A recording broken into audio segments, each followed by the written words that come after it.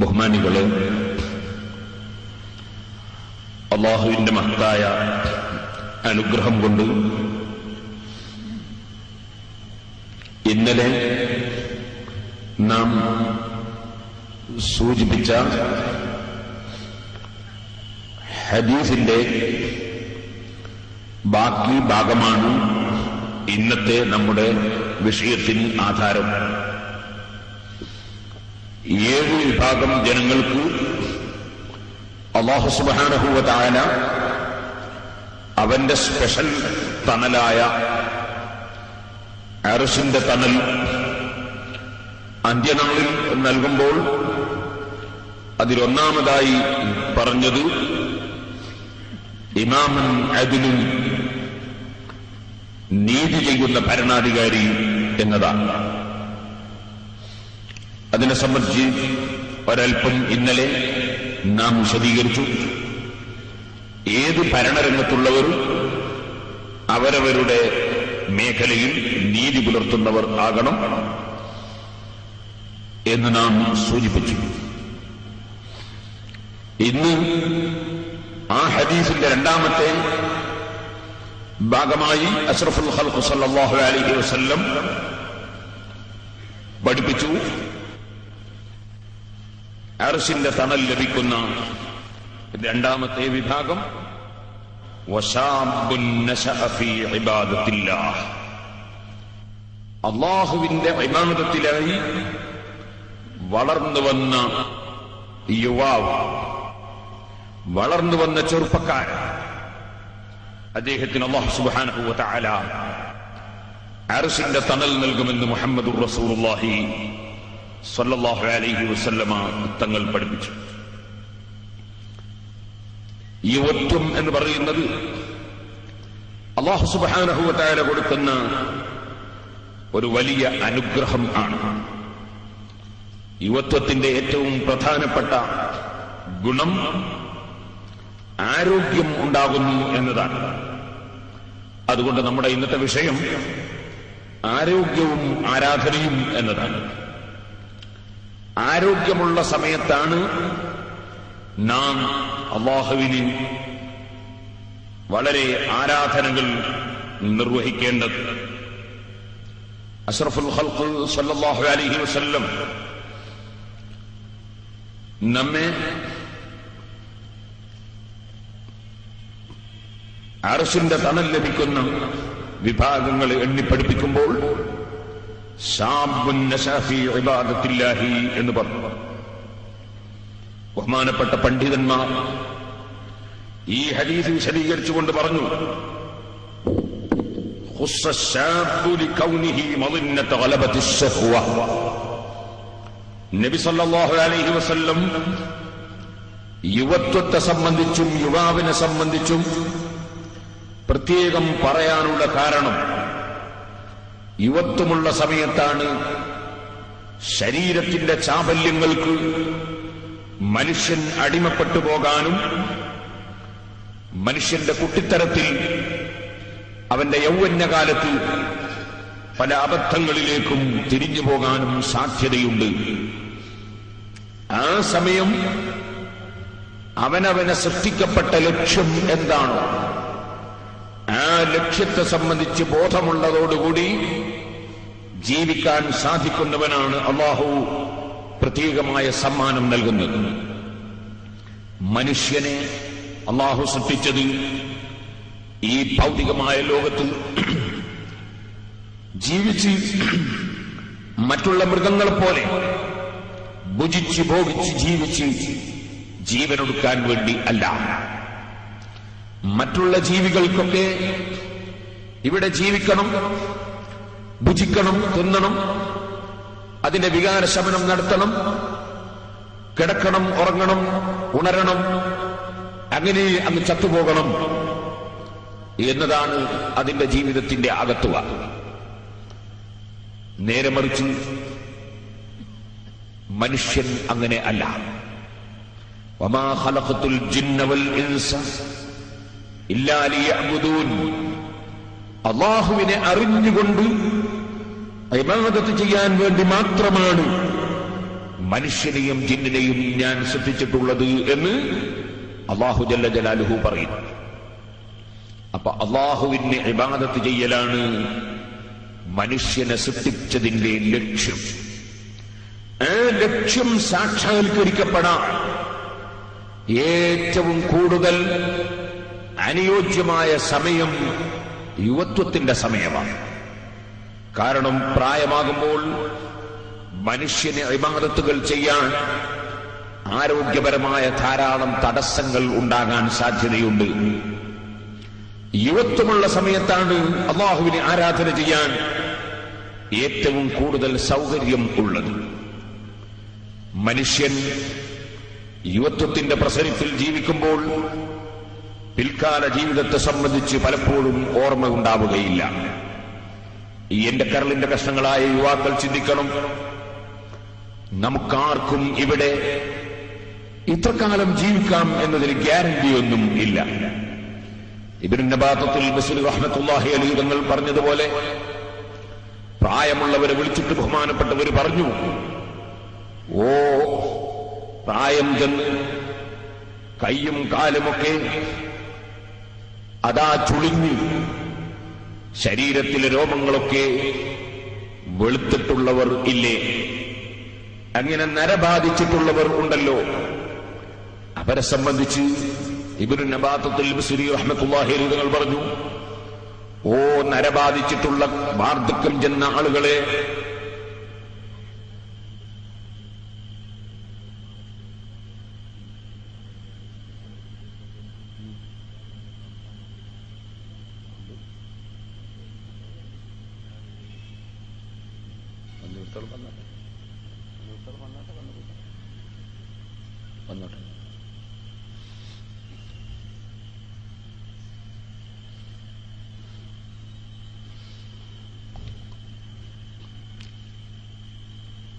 തലയും താടിയുമൊക്കെ നരച്ചിട്ടുള്ളവരെ,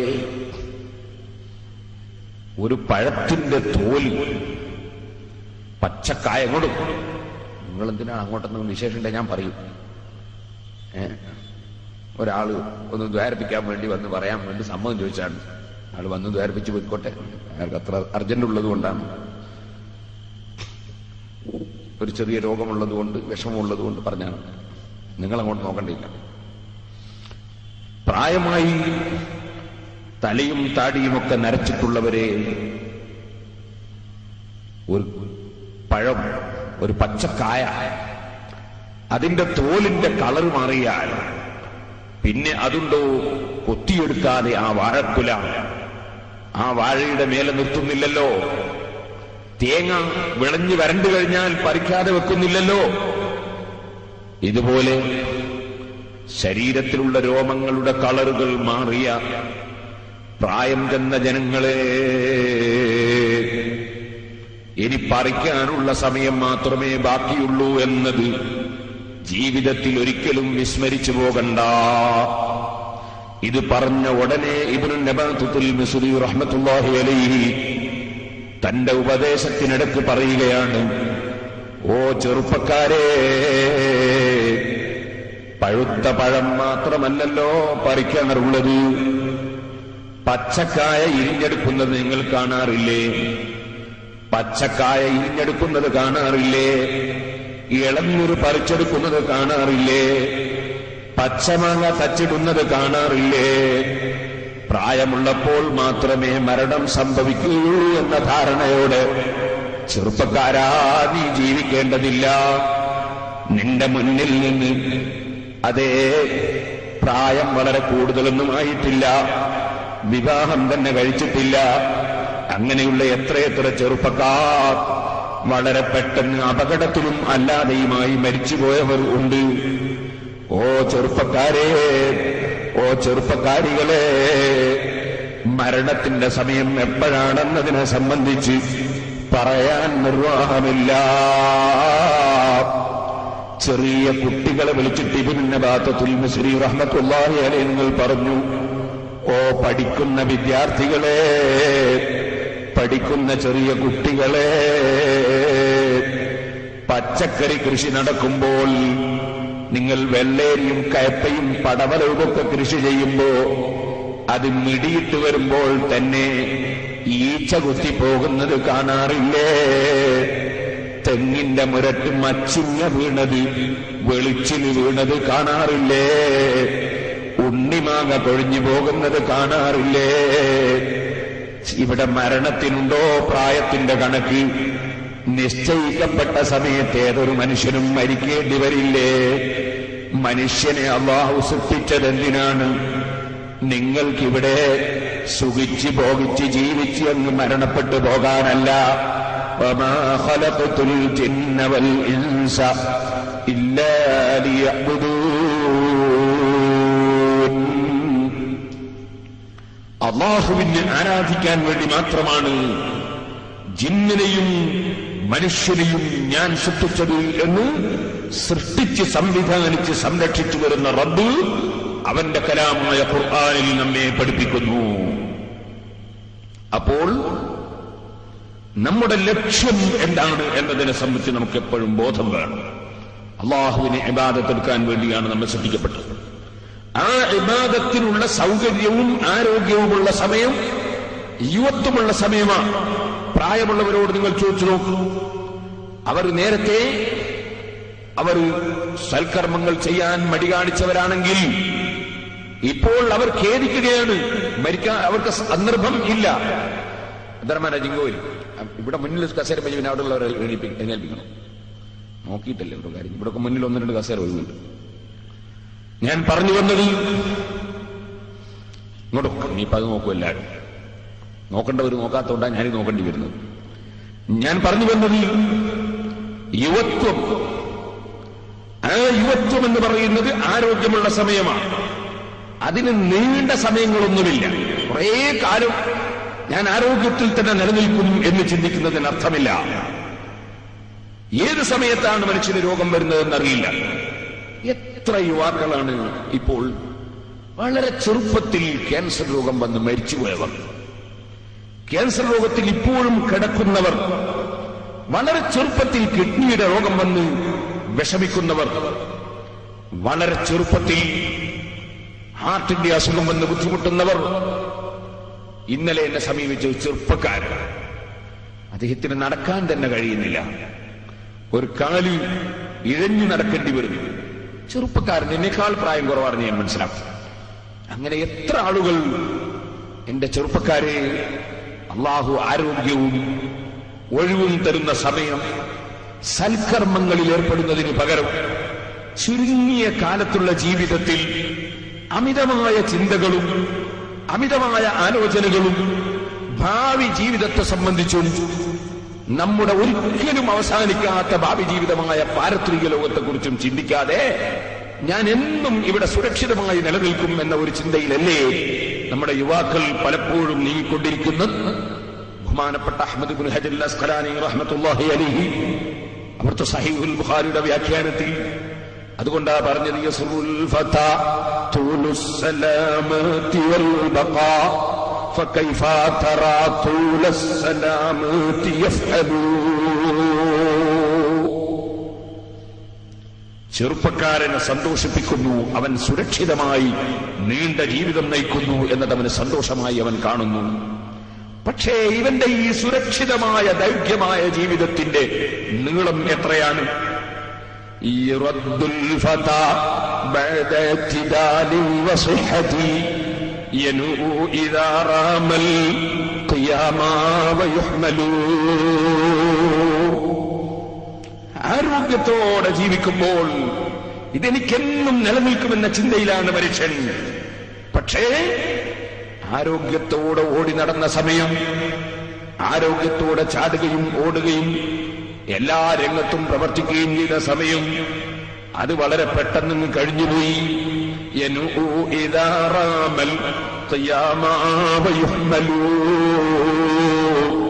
കുറച്ചു കാലം ആയുസ് ഉണ്ടെങ്കിൽ തന്നെ ആ ആയുസ് ജീവിക്കുന്ന സമയം ഒരല്പ ദിവസം കഴിയുമ്പോൾ എഴുന്നേറ്റ് നിൽക്കാൻ ഉദ്ദേശിക്കുമ്പോൾ നിൽക്കാൻ സാധിക്കുന്നില്ല. ഊരവേദന വരുന്നു. നമ്മൾ കാണുന്നില്ലേ, പള്ളികളിൽ വന്ന് നിസ്കരിക്കാൻ വലിയ താല്പര്യമുള്ള ചിലർ പള്ളിയിലെത്തിയാൽ അവർക്ക് സുജൂദ് ചെയ്യാൻ സാധിക്കുന്നില്ല. അവരൊരു കസേര വെച്ച് നിസ്കരിക്കുന്നു, മേശയിട്ട് സുജൂദ് ചെയ്യുന്നു. മറ്റു ചിലർക്ക് ഇരിക്കാൻ കഴിയുന്നില്ല, നിൽക്കാൻ സാധിക്കുന്നില്ല. അവരുടെ യുവത്വകാലത്ത് ഓടിയവരാണ്, ചാടിയവരാണ്, ശക്തി പ്രകടിപ്പിച്ചവരാണ്. പക്ഷേ ചുരുങ്ങിയ സമയം കൊണ്ട് മാറ്റം വന്നുപോയി. പിന്നെ നോക്കുമ്പോൾ വിചാരിച്ചതുപോലെ ഒന്നും ചെയ്യാൻ സാധിക്കുന്നില്ല. അനുഭവത്തിൽ നമ്മളിങ്ങനെ കണ്ടുകൊണ്ടിരിക്കുകയല്ലേ സഹോദരന്മാരെ.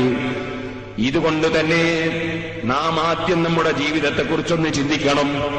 ബഹുമാനപ്പെട്ട അലി ഇബ്നു അബീ ത്വാലിബ് റളിയല്ലാഹു അൻഹു പറഞ്ഞു, ഇദാ ആസൽ ഫതാ 60 ആമാ ഫനിസ്ഫുൽ ഉംരി തഹ്മഖുൽ ലയാലി. ഒരു 60 വയസ്സൊരു മനുഷ്യന് നമ്മൾ കൂട്ടിയാൽ ആ 60 പാവപ്പെട്ട എനിക്കുണ്ടോ ഇല്ലേ എന്നെനിക്കറിയില്ല, നിങ്ങൾക്കും അറിയില്ല. ഒരു 60 വയസ്സുണ്ടെന്ന് തന്നെ വെച്ചാൽ ഏകദേശം ഒരു പകുതി 30 കൊല്ലത്തോളം രാത്രിയിലായി അത് കഴിഞ്ഞുപോയി. ഉറക്കിലും രാത്രിയിലുമായി അത് കഴിഞ്ഞുപോയി.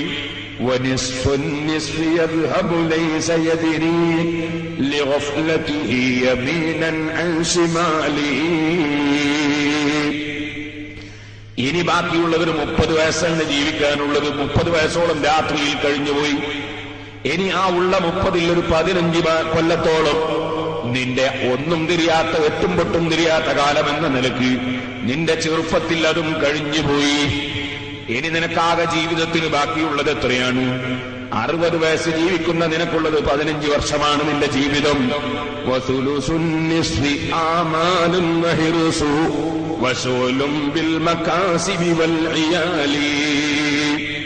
ആ 15 വർഷം നീ ജീവിക്കുമ്പോൾ 60-ൽ ഒരു 15 എടുക്കാനുള്ളൂ.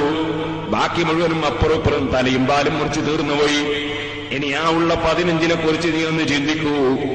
ആ 15 വർഷം 60-ലുള്ളൊരു 15, ആ 15 നിന്റെ മനസ്സിൽ വീടുണ്ടാക്കണം, കല്യാണം കഴിക്കണം, സന്താനങ്ങൾ ഉണ്ടാകണം, എനിക്ക് വിസ കിട്ടണം, എനിക്ക് ജോലി കിട്ടണം, എനിക്ക് ബിസിനസ് നടത്തണം, അവിടെ കച്ചവടം തുടങ്ങണം, ഇവിടെ ബിൽഡിംഗ് ഉണ്ടാക്കണം, അവിടെ വീട് വലുതാക്കണം. നിന്റെ കുറെ ആഗ്രഹങ്ങളാണ്. അതിന്റെ ജോലിയുമായുള്ള ഇടപെടലാണ്. നീ ഓരോ ദിവസവും പ്രശ്നത്തിലാണ്. ഒരു ദിവസം നീ പാസ്പോർട്ട് കിട്ടാൻ വേണ്ടിയുള്ള പരിപാടിക്ക് വേണ്ടി ഇറങ്ങുകയാണ്, അതിന് ഓടി നടക്കുകയാണ്. പിന്നെ അതിന്റെ വെരിഫിക്കേഷന് വരുമ്പോ ആ വെരിഫിക്കേഷൻ ക്ലിയറായി കിട്ടാനുള്ള ചിന്തയിൽ അതിന് ശുപാർശക്ക് നടക്കുകയാണ്. പിന്നെ അത് കുറെ കഴിഞ്ഞിട്ട് പാസ്പോർട്ട് കിട്ടാൻ വേണ്ടി കാത്തിക്കുകയാണ്. പിന്നെ കുറെ ദിവസം കഴിഞ്ഞപ്പോ വിസക്ക് വേണ്ടി കൊടുക്കുകയാണ്. പിന്നെ അതിങ്ങനെ വരാൻ കാത്തിക്കുകയാണ്. പിന്നെ നീ പോകുമ്പോഴേക്ക് അതിന്റെ ബേജാറാണ്, അതിന്റെ മറ്റ് ചിന്തകളാണ്. പോയതിനു ശേഷമോ പിന്നെ പണി കിട്ടാനുള്ള ചിന്തയാണ്. പിന്നെ ആ പണിയുമായി ബന്ധപ്പെട്ട കാര്യത്തിലാണ്. ദുന്യാവിൽ എവിടെ നീ ജീവിക്കുമ്പോഴും നീ ജോലികളിലും പ്രശ്നങ്ങളിലും പ്രയാസങ്ങളിലും അതിന്റെ ചിന്തകളിലുമായി നിന്റെ ഈ 15 കൊല്ലത്തിൽ വലിയൊരു സമയം അങ്ങനെയും പോയി. ഇനി പിന്നെ നിനക്ക് ബാക്കിയുള്ളത് എന്താണ്?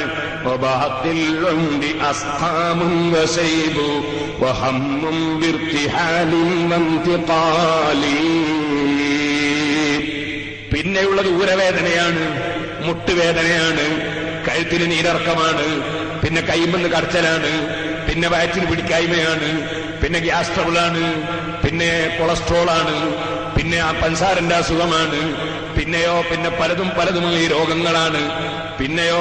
പിന്നെ നിനക്കുള്ളത് വാർദ്ധക്യം ചെന്ന് നിന്റെ കറുത്ത രോമൊക്കെ വെളുത്തുപോയി. സുബ്ഹാനല്ലാഹ്, നല്ല ഭംഗിയുള്ള സ്ഥലങ്ങളൊക്കെ ചുളിഞ്ഞുപോയി.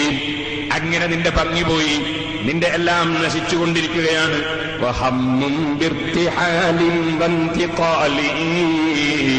ഇനി ഈ ജീവിച്ച ലോകത്ത് നിന്ന് യാത്ര പോകാനുള്ള ചിന്തയിലാണ്. യാത്ര പോകുന്ന ദുഃഖമാണ്. യാത്ര പോകുമ്പോഴുള്ള പ്രയാസത്തെക്കുറിച്ചുള്ള ചിന്തയാണ്. നിന്റെ ജീവിതം നീ ഒന്ന് ആലോചിക്കൂ.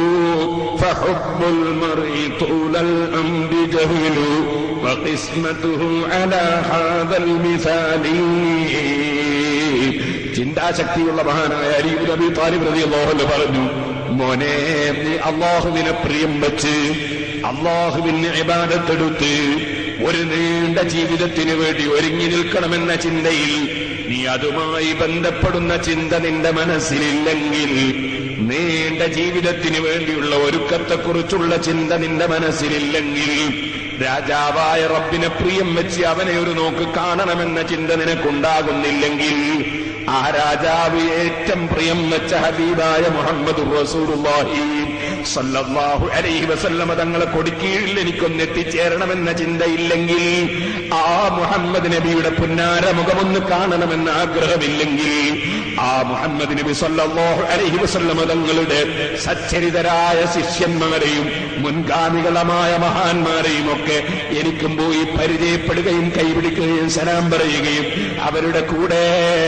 എനിക്കുമൊന്ന് ജീവിക്കുകയും വേണമെന്ന ചിന്ത നിനക്കില്ലെങ്കിൽ, ഈ ലോകത്തുള്ള 10-60 വർഷത്തെ ജീവിതത്തിന് വേണ്ടിയാണ്, 10-75 കൊല്ലത്തെ ജീവിതത്തിന് വേണ്ടിയാണ് നിന്റെ സമയം നീ മുഴുവനും നശിപ്പിക്കുന്നതെങ്കിൽ, അതാണ് നീ ആഗ്രഹിക്കുന്നതെങ്കിൽ, അതിനു വേണ്ടിയാണ് നിന്റെ ചിന്തകളൊക്കെ നീക്കുന്നതെങ്കിൽ, അതിനു വേണ്ടിയാണ് നിന്റെ പ്രവർത്തനങ്ങളും പഠനങ്ങളും ഉപകരണങ്ങളുമെല്ലാം നീ കൊണ്ടുപോകുന്നതെങ്കിൽ, നീ വാസ്തവത്തിൽ ചിന്തയില്ലാത്ത വിവരം കെട്ടവനല്ലയോ.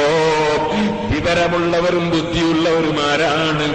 ഇന്നലില്ലാഹി ഇബാദൻ ഫൂതനാ തല്ലഖു ദുനിയാ വഖാഫുൽ ഫിതനാ നവറു ഫീഹാ വലമ്മാ അലിമു അന്നഹാ ലൈസത് ലിഹയ്യിൻ വതനാ. ഈ ഭൗതികമായ ലോകത്തുള്ള ജീവിതത്തിന് നിലനിൽപ്പില്ല. ഈ ഭൗതികമായ ജീവിതത്തിന് നിലനിൽപ്പില്ല. ഭൗതിക ചിന്തകൾക്കും നിലനിൽപ്പില്ല. നിലനിൽക്കുന്ന ഒരു ലോകമുണ്ട്, നിലനിൽക്കുന്ന ഒരു ജീവിതമുണ്ട്. ഒരിക്കലും നശിക്കാത്ത ഒരു രാജാവുണ്ട്, ഒരിക്കലും നശിക്കാത്ത രാജാവുണ്ട്. ആ രാജാവിന്റെ ഭൂമിയിൽ അവന്റെ വെള്ളം കുടിച്ചവന്റെ ഭക്ഷണം കഴിച്ചവന്റെ ഓക്സിജൻ ശ്വസിച്ച് അവൻ തന്ന ആരോഗ്യത്തോടെ, അവൻ തന്ന കണ്ണുകൊണ്ട് നോക്കി, അവൻ തന്ന കാതുകൊണ്ട് കേട്ട്, അവൻ തന്ന കൈകൊണ്ട് പിടിച്ച്, അവൻ തന്ന കാലുകൊണ്ട് നടന്ന്, അവൻ തന്ന ആരോഗ്യത്തോടെ ജീവിക്കുമ്പോൾ ആ രാജാവിന് നന്ദി ചെയ്തുകൊണ്ടുള്ള ജീവിതം, ആ രാജാവിനെ ഓർമ്മിച്ചുകൊണ്ടുള്ള ജീവിതം, ആ രാജാവിന് ഖിദ്മത്ത് ചെയ്തുകൊണ്ടുള്ള ജീവിതം, അഥവാ ആ രാജാവിന്റെ മുമ്പിൽ ശരീരവും സമ്പത്തും ആത്മാവും മനസ്സും സമർപ്പിക്കുന്ന ജീവിതം, ആ ജീവിതത്തിൽ സന്തോഷം കണ്ടെത്തുന്നവർ, ആ ജീവിതത്തിന്റെ പ്രശ്നത്തിൽ ചിന്തകൾ മുഴുക്കുന്നവർ, ആ ജീവിതത്തിനു വേണ്ടി ജീവിക്കുന്നവർ, ആ ജീവിതത്തിനു വേണ്ടി മരിക്കുന്നവർ, അവരല്ലേ സഹോദരന്മാരെ ബുദ്ധിയുള്ളവർ. അതിനേറ്റം പറ്റിയ സന്ദർഭമാണ് മനുഷ്യന്റെ യുവത്വകാലം. അല്ലാഹുവിന് സുജൂദ് ചെയ്യാൻ, അല്ലാഹുവിന് കുനിയാൻ, അല്ലാഹുവിന് നിസ്കാരം നിർവഹിക്കാൻ, അല്ലാഹുവിന് നോമ്പെടുക്കാൻ, അല്ലാഹുവിന്റെ ദീനിനു വേണ്ടി പ്രവർത്തിക്കാൻ, അല്ലാഹുവിന് വേണ്ടി സമർപ്പിക്കാൻ പറ്റിയ സന്ദർഭം, ആരോഗ്യമുള്ള സമയം തന്നെ. പക്ഷേ ബഹുഭൂരിപക്ഷം ആളുകളും ഈ വിഷയത്തിൽ പരാജയപ്പെട്ടുപോയി. അഷ്റഫുൽ ഖൽഖ് സല്ലല്ലാഹു അലൈഹി വസല്ലം തങ്ങളതാ പറയുന്നത്, നിഅമതാനി മഖ്ബൂലുൻ ഫീഹിമാ കസീറുൻ മിനന്നാസ് അസ്സിഹ്ഹതു വൽ ഫറാഗ്. രണ്ട് മഹത്തായ അനുഗ്രഹങ്ങൾ. ആ രണ്ട് അനുഗ്രഹത്തിലും അധികം ആളുകളും പരാജയപ്പെട്ടുപോയി, വഞ്ചിക്കപ്പെട്ടുപോയി. അവർ അത് വേണ്ടതുപോലെ ഉപയോഗപ്പെടുത്തിയില്ല. ഏതാണ് ആ രണ്ട് അനുഗ്രഹങ്ങൾ? അസ്സിഹ്ഹതു വൽ ഫറാഗ്. ഒന്ന് ആരോഗ്യമാണ്, മറ്റൊന്ന് ഒഴിവ് സമയമാണ്. ആരോഗ്യവും ഒഴിവും, അത് രണ്ടും വലിയ സൽക്കർമ്മങ്ങൾക്ക് വേണ്ടി ഉപയോഗപ്പെടുത്തി വലിയ വിജയം നേടാൻ സാധിക്കുന്ന വിഷയങ്ങളാണ്. പക്ഷെ അധിക പേരും ആരോഗ്യവും ഒഴിവുമുള്ള സമയത്ത് സൽക്കർമ്മങ്ങളിൽ സെക്കൻഡിലും ചുരുങ്ങി ചുരുങ്ങി ചുരുങ്ങി പോവുകയാണ്. അതാണ് നിന്റെ സമയം. ആ സമയത്താണ് നിനക്ക് നീണ്ട ജീവിതത്തിലേക്ക് സമ്പാദിക്കേണ്ടത്. ആ സമ്പാദിക്കേണ്ട സമയമാണ് നീ അനാവശ്യത്തിന് വേണ്ടി ചെലവഴിച്ചത്. നീ ഒന്ന് അല്പം ആലോചിച്ചു നോക്കൂ. രാത്രി സമയത്ത് ഇരുന്ന് സൊറ പറഞ്ഞ് നേരം പോക്കുന്നവരുണ്ട്. രാത്രി സമയത്ത് ഇരുന്ന് സിനിമ കാണുന്നവരുണ്ട്. രാത്രി സമയത്ത് ഇരുന്ന് അതാ പിക്ചർ കാണുന്നവരുണ്ട്. അതുപോലെ മറ്റു പലതും കാണുന്നവരുണ്ട്.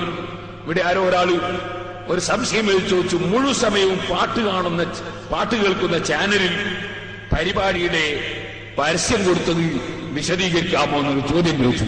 ഇനി ചോദ്യോത്തര വേദി അല്ലെങ്കിൽ ഞാൻ പറയട്ടെ, അത്തരം ആളുകൾ പരിപാടിക്ക് വരണമെങ്കിൽ അവിടെ കൊടുത്തിട്ടല്ലേ കാര്യമുള്ളൂ.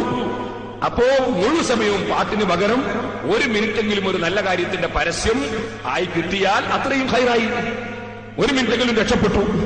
നേരെ മറ്റേ അതും കൊടുത്തില്ല, ആ സമയം കൂടി പാട്ട് കേൾക്കുമായിരുന്നു. അതുകൊണ്ട് എന്തായി, ആ പാട്ട് കേൾക്കുന്നവർക്കും ഇങ്ങനെ ഒരു പരിപാടി ഉണ്ടെന്ന് അറിയാൻ സാധിക്കുകയില്ലേ? ഞാൻ പറഞ്ഞു വന്നത്, നമ്മുടെ സമയം അത് നഷ്ടപ്പെടുത്താനുള്ളതല്ല, സമ്പാദിക്കാനുള്ളതാണ്. ഹുജ്ജത്തുൽ ഇസ്ലാം അബൂ ഹാമിദ് അൽ ഗസാലി റഹ്മത്തുള്ളാഹി അലൈഹി തങ്ങൾ പറഞ്ഞു, മോനെ, സുബ്ഹി നിസ്കരിക്കുന്ന സമയത്ത് നിന്റെ മനസ്സിൽ നീ കരുതണം, ഞാനൊരു പക്ഷേ ളുഹറിന്റെ സമയത്തുണ്ടാവുകയില്ല, ഇതെന്റെ അവസാനത്തെ നിസ്കാരമായിരിക്കുമെന്ന് കരുതണം. വെറുതെയാണോ സഹോദരന്മാരെ?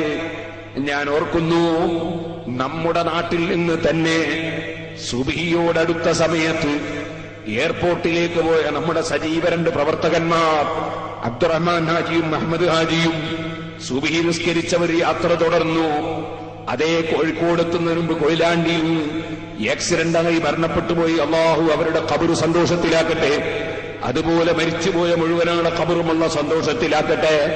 ഞാൻ നിങ്ങളോട് പറയുന്നത്, സുബ്ഹി നിസ്കരിച്ചവൻ ളുഹർ വരെ ജീവിക്കുമെന്നതിന് ഗ്യാരണ്ടിയില്ലല്ലോ. ഇമാം ഗസാലി റഹിമഹുള്ള എന്നെ ഉപദേശിക്കുന്നു, നിങ്ങളെയും ഉപദേശിക്കുന്നു.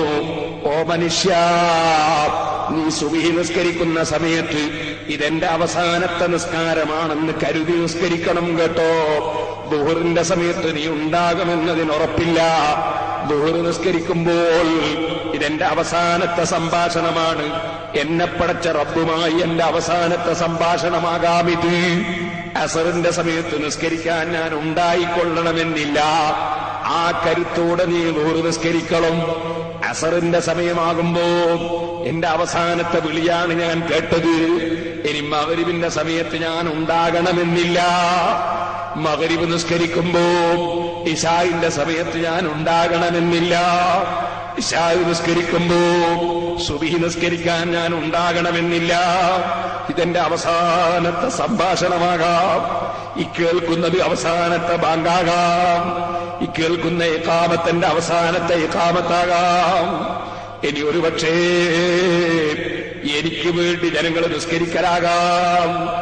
എന്റെ നിസ്കാരം ഇതോടെ അവസാനിച്ചിരിക്കാം. ഈ ചിന്തയോടെ 5 നേരത്തെ നിസ്കാരം നിർവഹിക്കണം നീ. ഒരിക്കലും തന്നെ നിനക്ക് ഗ്യാരണ്ടിയില്ലല്ലോ. ഇശാ നിസ്കരിച്ച എന്റെ മാന്യ സ്നേഹിതൻ കടവത്തൂരിലെ മഹമ്മൂദ് ഇശാ നിസ്കരിച്ച് ദുബായിൽ റൂമിൽ കിടന്നുറങ്ങിയതാണ്. പക്ഷേ സുബ്ഹിക്ക് പോയി നോക്കുമ്പോൾ അദ്ദേഹം മയ്യിത്തായി കിടക്കുകയാണ്. റബ്ബേ, അദ്ദേഹത്തിന്റെ ഖബർ സന്തോഷത്തിലാക്കണം റഹ്മാനേ. ഓ സഹോദരന്മാരെ, ചെറുപ്പക്കാരെ, വയസ്സ് 28 മാത്രമേ ഉള്ളൂ, 30-ൽ കുറവേ ഉള്ളൂ. പ്രായത്തിന്റെ കണക്കുണ്ടോ? കിടന്നുറങ്ങി നേരം വെളുക്കുമ്പോഴേക്ക് മരണപ്പെട്ടുപോയി. ഒരു ചെറുപ്പക്കാരനും ധരിക്കേണ്ടതില്ല ഇനിയും കുറെ നിസ്കാരമുണ്ടെന്ന് ധരിക്കേണ്ടതില്ല. പ്രസംഗിക്കുന്ന മുസ്ലിയാര് കണക്കിലെടുക്കേണ്ടതില്ല. എനിക്കിനിയും കുറെ ദിവസം അത് പറയാനുണ്ടെന്ന് ചിന്തിക്കേണ്ടതില്ല. പ്രസംഗിക്കുന്ന മുസ്ലിയാരുടെ വയത് അവസാനത്തതായിക്കൂടുന്നില്ല. സദസ്സിൽ വരുന്നവർക്ക് അവസാന സദസ്സായിക്കൂടുന്നില്ല. ആർക്കുണ്ടിവിടെ മനുഷ്യന്റെ ശരീരത്തിന് ഗ്യാരണ്ടി? അതുകൊണ്ട് തന്നെ ഇമാം ഗസാലി റഹിമഹുല്ലാഹ് പറയുന്നു, നീ പടച്ച റബ്ബിന്റെ മുമ്പിൽ പോയി അല്ലാഹു അക്ബർ, അല്ലാഹ് വലിയവനാണെന്ന് പറയുമ്പോ നീ അത് പറയാൻ മടിക്കേണ്ടതില്ല. നീ നിസ്കാരം അളാക്കേണ്ടതില്ല. നീ നിസ്കാരം കൈയൊഴിക്കേണ്ടതില്ല. നിന്നെ പടച്ച റബ്ബിന്റെ മുമ്പിലാ പോയി നിൽക്കാൻ പറയുന്നത്. നിനക്ക് വെള്ളം തന്നവന്റെ മുമ്പിലാണ്, ഭക്ഷണം തന്നവന്റെ മുമ്പിലാണ്, ആരോഗ്യം തന്നവന്റെ മുമ്പിലാണ്. നീ പോയി അല്ലാഹു അക്ബർ എന്ന് ചൊല്ലുമ്പോ ഇതെന്റെ അവസാനത്തെ തക്ബീറായി കൂടുന്നില്ല. ഈ റബ്ബുമായുള്ള സംഭാഷണം എന്റെ അവസാനത്തേതായി കൂടുന്നില്ല. ഇനി ഒരു പക്ഷേ അടുത്ത നിസ്കാരത്തിന് മുമ്പ് ഞാനങ്ങ് വിട പറഞ്ഞു പോയാൽ നേരെ റബ്ബിന്റെ കോടതിയിലേക്കുള്ള യാത്രയായി കൂടുന്നില്ല. ഈ ചിന്തയിൽ നിസ്കാരം നിർവഹിക്കണം ചെറുപ്പക്കാരാ. ഈ ചിന്തയിൽ ഓരോ സൽക്കർമ്മങ്ങളിലും ഏർപ്പെടണം ചെറുപ്പക്കാരാ. അപ്പോഴല്ലേ നിനക്ക് ഇഖ്ലാസ് ഉണ്ടാകുന്നത്, റബ്ബിന്റെ പൊരുത്തത്തിന് വേണ്ടിയാകുന്നത്. അപ്പോഴല്ലേ ഖുശൂ ഉണ്ടാകുന്നത്, അപ്പോഴല്ലേ ഭക്തി ഉണ്ടാകുന്നത്. എല്ലാ പ്രവർത്തനങ്ങളും ഭൗതികവൽക്കരിച്ചുപോയി.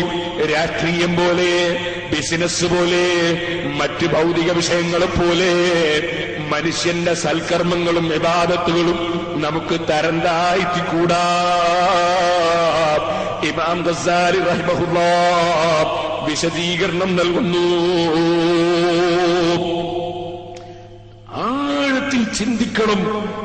കാരണം നീണ്ട ജീവിതമുണ്ട് മുന്നിൽ, അവസാനിക്കാത്ത ജീവിതം.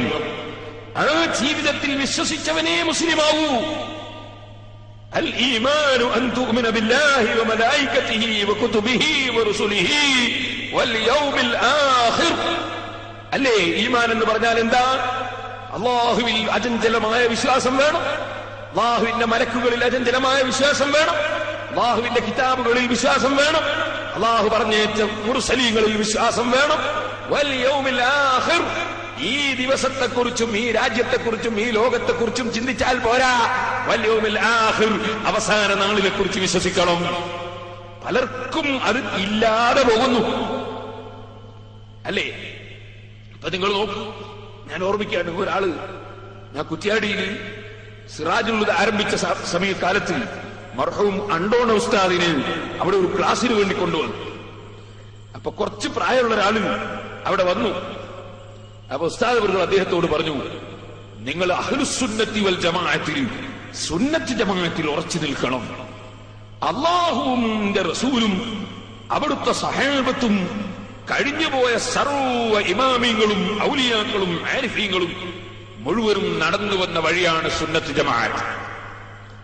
ഈ നാദാവൃത്തി ഇസ്ലാം ദീൻ കൊണ്ടുവന്നവർ, ഈ നാദാവൃത്തി ജീവിച്ച് മരണപ്പെട്ടു പോയ വലിയ വലിയ ഔലിയാക്കൾ, ആലിമീങ്ങൾ, ആരിഫീങ്ങൾ, അവരൊക്കെ ജീവിച്ച വഴി സുന്നത്ത് ജമാഅത്താണ്. നമ്മളൊക്കെ ആദരിച്ചിരുന്ന മഹാന്മാർ, അവരൊക്കെ വിശ്വസിച്ചത് സുന്നത്ത് ജമാഅത്താണ്. നാദാവൃത്തി അടുത്ത് നമ്മെ വിട്ടുപിരിഞ്ഞു പോയ മർഹൂം കീന ഉസ്താദ് അല്ലാഹു ദർജ വർദ്ധിപ്പിക്കട്ടെ, സുന്നത്ത് ജമാഅത്തിന്റെ വക്താവാണ്. ശംസുൽ ഉലമാ ഖുതുബി മുഹമ്മദ് മുസ്ലിയാർ റളിയല്ലാഹു മർഖദ സുന്നത്ത് ജമാഅത്തിൽ ഉറച്ചു നിന്നവരാണ്. പാറക്കടവിൽ മതനേതൃത്വം നൽകിയ ആത്മീയ നേതാവ് കണാരണ്ടി ഉസ്താദും തൈക്കട്ടി ഉസ്താദും അതിനു മുമ്പ് അവിടുത്തെ വലിയ ഖാദിയാരും ഒക്കെ സുന്നത്ത് ജമാഅത്ത് ഉറച്ചു നിന്നവരാണ്. കാങ്ങാട്ട് ഉസ്താദ് സുന്നത്ത് ജമാഅത്തിന്റെ വക്താവാണ്. ബഹുമാനപ്പെട്ട മർഹൂം കണ്ണിയത്ത് ഉസ്താദും മീക്ക ഉസ്താദും അതുപോലെ അണ്ടോണ ഉസ്താദും അതുപോലെ കഴിഞ്ഞുപോയ ധാരാളം ഉസ്താദുമാരെ ആലിമീങ്ങൾ, ഓക്കെ ഉസ്താദ്, അതുപോലെ പുല്ലൂക്കർ ഉസ്താദ്, സി ഉസ്താദ്, ഞാൻ നിങ്ങൾ ഓർക്കുന്നു, ചെറുശോല ഉസ്താദ്, ഇമ്മിച്ചേലി ഉസ്താദ് തുടങ്ങി ഈ അടുത്ത കാലത്ത് കഴിഞ്ഞുപോയ വലിയ വലിയ ആലിമീങ്ങൾ. അതിനു മുമ്പ് കഴിഞ്ഞുപോയവർ മർഹൂം സയ്യിദ് അബ്ദുറഹ്മാൻ ബാഫത്ത് തങ്ങൾ, പാണക്കാട് പൂക്കോയ തങ്ങൾ, അങ്ങനെ തുടങ്ങിയുള്ള മഹാന്മാരായ സയ്യിദന്മാർ, കഴിഞ്ഞുപോയ മഹാന്മാർ, ഈ നാദാവൃത്ത് കഴിഞ്ഞുപോയ വലിയ വലിയ സയ്യിദന്മാർ എല്ലാവരും സുന്നത്ത് ജമാഅത്തുകാരായിരുന്നു. അതിനപ്പുറം അവർക്കൊന്നും ചിന്തയില്ലായിരുന്നു. അവരാരും അവരുടെ ഭാര്യ അങ്ങനെ പള്ളിയിലേക്ക് വിളിച്ചു കൊണ്ടുപോയില്ല. അവരാരും മൗലിദിനെ എതിർത്തില്ല. അവരാരും നബിദിനത്തിനെ എതിർത്തില്ല. അവരാരും ദിക്ർ ചൊല്ലുന്നതിനെ എതിർത്തില്ല. അവരാരും തന്നെ പള്ളിയിൽ നിന്ന് ഇറങ്ങിപ്പോയി ഏതെങ്കിലും പശുക്കളോ ആടുകളോ മൂത്രമൊഴിക്കുന്ന സ്ഥലത്ത് പോയി പെരുന്നാൾ നിസ്കാരത്തിൽ പങ്കെടുത്തില്ല. അവർ പള്ളിയിൽ വെച്ച് നിസ്കരിച്ചു. നിങ്ങൾ ചിന്തിച്ചു നോക്കൂ, അവരെല്ലാവരും ദിക്ർ ചൊല്ലി, സ്വലാത്ത് ചൊല്ലി, അവരൊക്കെ മരിച്ച വീട്ടിൽ ഭക്ഷണം കൊടുത്തു, മരിച്ച മയ്യിത്തോടും ദിക്ർ ചൊല്ലി, അവരൊക്കെ ജുമാക്ക് 2 ബാങ്ക് മക്കയിലും മദീനയിലും നടക്കുന്നത് പോലെ കൊടുത്തു, അവരൊക്കെ തറാവീഹ് മക്കയിലും മദീനയിലും നടത്തും പോലെ 20 നിസ്കരിച്ചു. അവരെല്ലാം സുന്നത്ത് ജമാഅത്തുകാരായിരുന്നു. ആ സുന്നത്ത് ജമാഅത്തിൽ ഉറച്ചു നിന്നുകൊണ്ട് അതിനുവേണ്ടി പടപൊരുതിയവരാണ് ബദരീങ്ങൾ, അതിനുവേണ്ടി പടപൊരുതിയവരാണ് ഉഹദീങ്ങൾ. അത് ആ സുന്നത്ത് ജമാഅത്തിന് വേണ്ടി ജീവൻ ബലിയർപ്പിച്ചവരാണ് സഹാബത്തും താബീങ്ങളും ഇമാമീങ്ങളും. അതുകൊണ്ട് തന്നെ അണ്ടോട് ഉസ്താദ് ഈ വ്യക്തിയോട് പറഞ്ഞു, നിങ്ങൾ സുന്നത്ത് ജമാഅത്തിൽ ഉറച്ചു നിൽക്കണം. അപ്പൊ ഇയാളെ മറുപടി, അങ്ങനെ സുന്നി തന്നെ ആയാല് ജീവിക്കണ്ടേ മുസ്ലിയാരെ? സുന്നി തന്നെ ആയാല് ജീവിക്കണ്ടേ മുസ്ലിയാരെ? ഇത് കുറ്റ്യാടിയല്ലേ? ഉടനെ ഉസ്താദിന്റെ മറുപടി, മരിക്കണ്ടേ കാക്ക. ഉസ്താദിന്റെ മറുപടിയാണ്, മരിക്കണ്ടേ കാക്ക. ഞാൻ ആ ധൈര്യപൂർവ്വമുള്ള മറുപടി കേട്ടപ്പോ എനിക്ക് നല്ല ഉത്സാഹം തോന്നി. ഞാൻ പറഞ്ഞു വന്നത് ഇന്നത്തെ ജനങ്ങളുടെ ചിന്ത ജീവിക്കണം എന്നതാണ്, മരിക്കണം എന്നതല്ല. എന്റെ ചെറുപ്പക്കാരെ, സുന്നിയായാലും തർക്കേടില്ല, ജമാഅത്തായാലും തർക്കേടില്ല, മുജാഹിദായാലും തർക്കേടില്ല, തബ്ലീഗായാലും തർക്കേടില്ല, ഖാദിയാനിയായാലും തർക്കേടില്ല. നമ്മക്കിവിടെ ജീവിക്കണം. ജീവിക്കാൻ വേണ്ടി നമ്മളൊക്കെ ഒരുമിച്ച് കൂടണം, ജീവിക്കാൻ വേണ്ടി നമ്മളൊക്കെ ഒരുങ്ങണം എന്ന് പറയുന്ന സിദ്ധാന്തം ഇസ്ലാമികമല്ല. മറിച്ച് ഈമാനിന് വേണ്ടി ജീവിക്കണം. ഇന്ന സ്വലാത്തി വനുസുകി വമഹയായ വമമാതി ലില്ലാഹി റബ്ബിൽ ആലമീൻ. നിസ്കാരത്തിൽ വെറുതെ പച്ചക്കള്ളം പറയുകയാണോ അല്ലാഹുവിനോട്? നിസ്കാരത്തിൽ കയ്യും കെട്ടിയിട്ട് ഖിബലക്ക് തിരിഞ്ഞ് പച്ചക്കള്ളം പറയുകയാണോ? വജ്ജഹ്തു വജ്ഹിയ ലില്ലദീ ഫതറസ് സമാവാതി വൽ അർദ്. ആകാശഭൂമികളെ സൃഷ്ടിച്ച് സംവിധാനിച്ച് സംരക്ഷിച്ചു വരുന്ന അല്ലാഹുവിലേക്ക് ഞാൻ എന്റെ മനസ്സും ശരീരവും ആത്മാവും തിരിച്ചിരിക്കുന്നു. ഹനീഫൻ മുസ്ലിമ, ഇസ്ലാമിനെതിരായ സർവ്വ ആശയങ്ങളിൽ നിന്നും ഞാൻ മാറി നിൽക്കുന്നു. ഞാൻ ഉറച്ച മുസ്ലിമാണ്. വമാ അന മിനൽ മുശ്രിക്കീൻ, ഞാൻ ശിർക്ക് ചെയ്യുന്നവരുടെ കൂട്ടത്തിൽപ്പെട്ടവനല്ല. ഞാൻ അല്ലാഹുവിനെ മാത്രം ആരാധിക്കുന്നു, അല്ലാഹുവിനെ മാത്രം അവലംബിക്കുന്നു. അല്ലാഹയല്ലാതെ കൊടുക്കുന്നവനില്ല, അല്ലാഹയല്ലാതെ തടയുന്നവനില്ല, അല്ലാഹയല്ലാതെ ഉപകാരോപദ്രവത്തിന്റെ ഉടമസ്ഥനില്ല. ഇനി എവിടുന്ന് ആര് മുഖേന എന്ത് കിട്ടിയാലും അല്ലാഹ് ഖദറാക്കിയതല്ലാതെ കിട്ടുകയില്ല. ഒരാരോഗ്യമുള്ളവരിൽ നിന്നോ പണമുള്ളവരിൽ നിന്നോ അല്ലെങ്കിൽ നേതാവിൽ നിന്നോ അനുയായിയിൽ നിന്നോ ഭരണാധികാരിയിൽ നിന്നോ അല്ലാത്തവരിൽ നിന്നോ പണക്കാരനിൽ നിന്നോ പാവപ്പെട്ടവരിൽ നിന്നോ മനുഷ്യരിൽ നിന്നോ ഉദ്യോഗസ്ഥരിൽ നിന്നോ അല്ലാത്തവരിൽ നിന്നോ ആരിൽ നിന്നും അല്ലാഹ് കണക്കാക്കിയതല്ലാതെ കിട്ടുകയില്ല. അല്ലാഹ് മാത്രമേ കൊടുക്കുന്നവനുള്ളൂ, അല്ലാഹ് മാത്രമേ തടയുന്നവനുള്ളൂ, അല്ലാഹ്ക്ക് മാത്രമേ അധികാരമുള്ളൂ. ഇതൊന്ന് ഉറച്ചങ്ങ് വിശ്വസിച്ചാൽ അവനാണ് യഥാർത്ഥത്തിൽ മുവഹ്ഹിദ്. അവനാണ് മുവഹ്ഹിദ്, ഏകത്വം അംഗീകരിച്ചവൻ, സർവ്വ വിഷയത്തിലും പടച്ച റബ്ബിന്റെ ഏകത്വം അംഗീകരിച്ചവൻ. ആ ഏകത്വം അംഗീകരിച്ചവന് ഇവിടെ ജീവിക്കണമെന്ന ചിന്തയല്ല, മറിച്ച് ഇന്ന സ്വലാത്തി വനുസുകി, നിശ്ചയമായും എന്റെ നിസ്കാരം, വനുസുകി എന്റെ ഇബാദത്തും എന്റെ ഹജ്ജും എന്റെ ഉംറയും എന്റെ ഇബാദത്തും എന്റെ അറവും എന്റെ എല്ലാ വിഷയങ്ങളും, വമഹ്യായ വമമാതി എന്റെ ജീവിതവും, വമമാതി എന്റെ മരണവും, ലില്ലാഹി റബ്ബിൽ ആലമീൻ റബ്ബുൽ ആലമീനായ അല്ലാഹുവിന് സമർപ്പിക്കുന്നു. എനിക്കിവിടെ കുറെ കാലം ജീവിക്കണമെന്നില്ല, ഇവിടെ ജീവിച്ചുകൊണ്ടൊരു കാര്യവും കിട്ടാനുമില്ല. മറിച്ച് എന്റെ ജീവിതം എന്തിനു വേണ്ടിയാണ്? ലില്ലാഹി റബ്ബിൽ ആലമീൻ, അല്ലാഹുവിന് വേണ്ടി. എന്റെ മരണം എന്തിനു വേണ്ടിയാണ്? അല്ലാഹുവിന് വേണ്ടി. ആ അല്ലാഹുവിനുള്ള വിശ്വാസത്തിൽ അബദ്ധം ഉള്ള കക്ഷികളുടെ കൂടെ ചേർന്നുകൊണ്ട്, അല്ലാഹുവിലുള്ള വിശ്വാസം തകർക്കുന്നവരുടെ കൂടെ ചേർന്നുകൊണ്ട്, അല്ലാഹുവിന്റെ റസൂലിലുള്ള വിശ്വാസം തകർന്നവരെ കൂട്ടിപ്പിടിച്ചുകൊണ്ട്, അല്ലാഹുവിന്റെ ദീന് തകർക്കുന്നവരെ കൂട്ടിപ്പിടിച്ചുകൊണ്ട് ഇവിടെ ജീവിക്കാൻ വേണ്ടി പടപൊരുതണമെന്ന് പറഞ്ഞാൽ എന്തിനിവിടെ ജീവിക്കണം? ഇവിടെ ജീവിക്കുന്നത് മരിക്കാനാണെന്ന ബോധം വേണം. മരിക്കുന്നത് ജീവിക്കാനാണ്. പക്ഷെ ഈ ജീവിതമല്ല.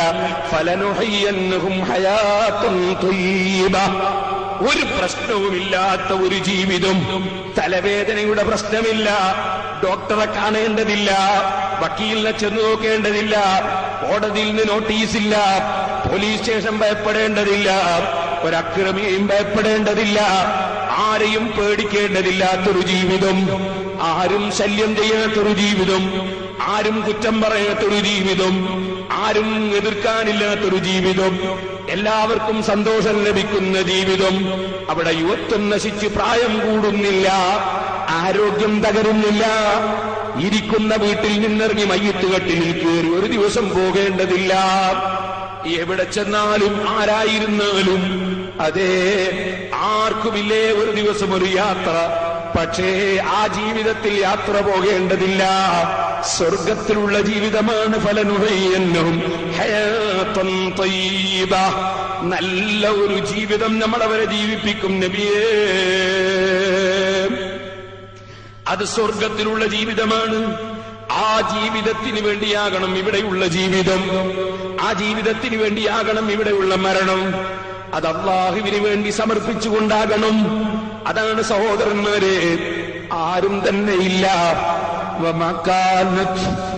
ആരും തന്നെയില്ല. ഏതൊരു മനുഷ്യനായിരുന്നാലും ഏത് മനുഷ്യനും ഒരു ദിവസം മയ്യിത്ത് കട്ടിലിൽ കയറി യാത്ര പോകേണ്ടി വരും, സ്ട്രെച്ചറിൽ കയറേണ്ടി വരും, ആംബുലൻസിൽ കയറേണ്ടി വരും. അതിനു മുമ്പ് നീണ്ട ജീവിതത്തിനു വേണ്ടി മനുഷ്യൻ ചിന്തിച്ചാൽ അവനല്ലേ ബുദ്ധിയുള്ളവൻ. ഇവിടെ ജീവിക്കണമെന്ന് ചിന്തിക്കുന്നതിന് പകരം ഇവിടെ ജീവിച്ചാലും ജീവിച്ചില്ലെങ്കിലും ജീവിക്കേണ്ട സ്ഥലത്ത് ജീവിക്കണം.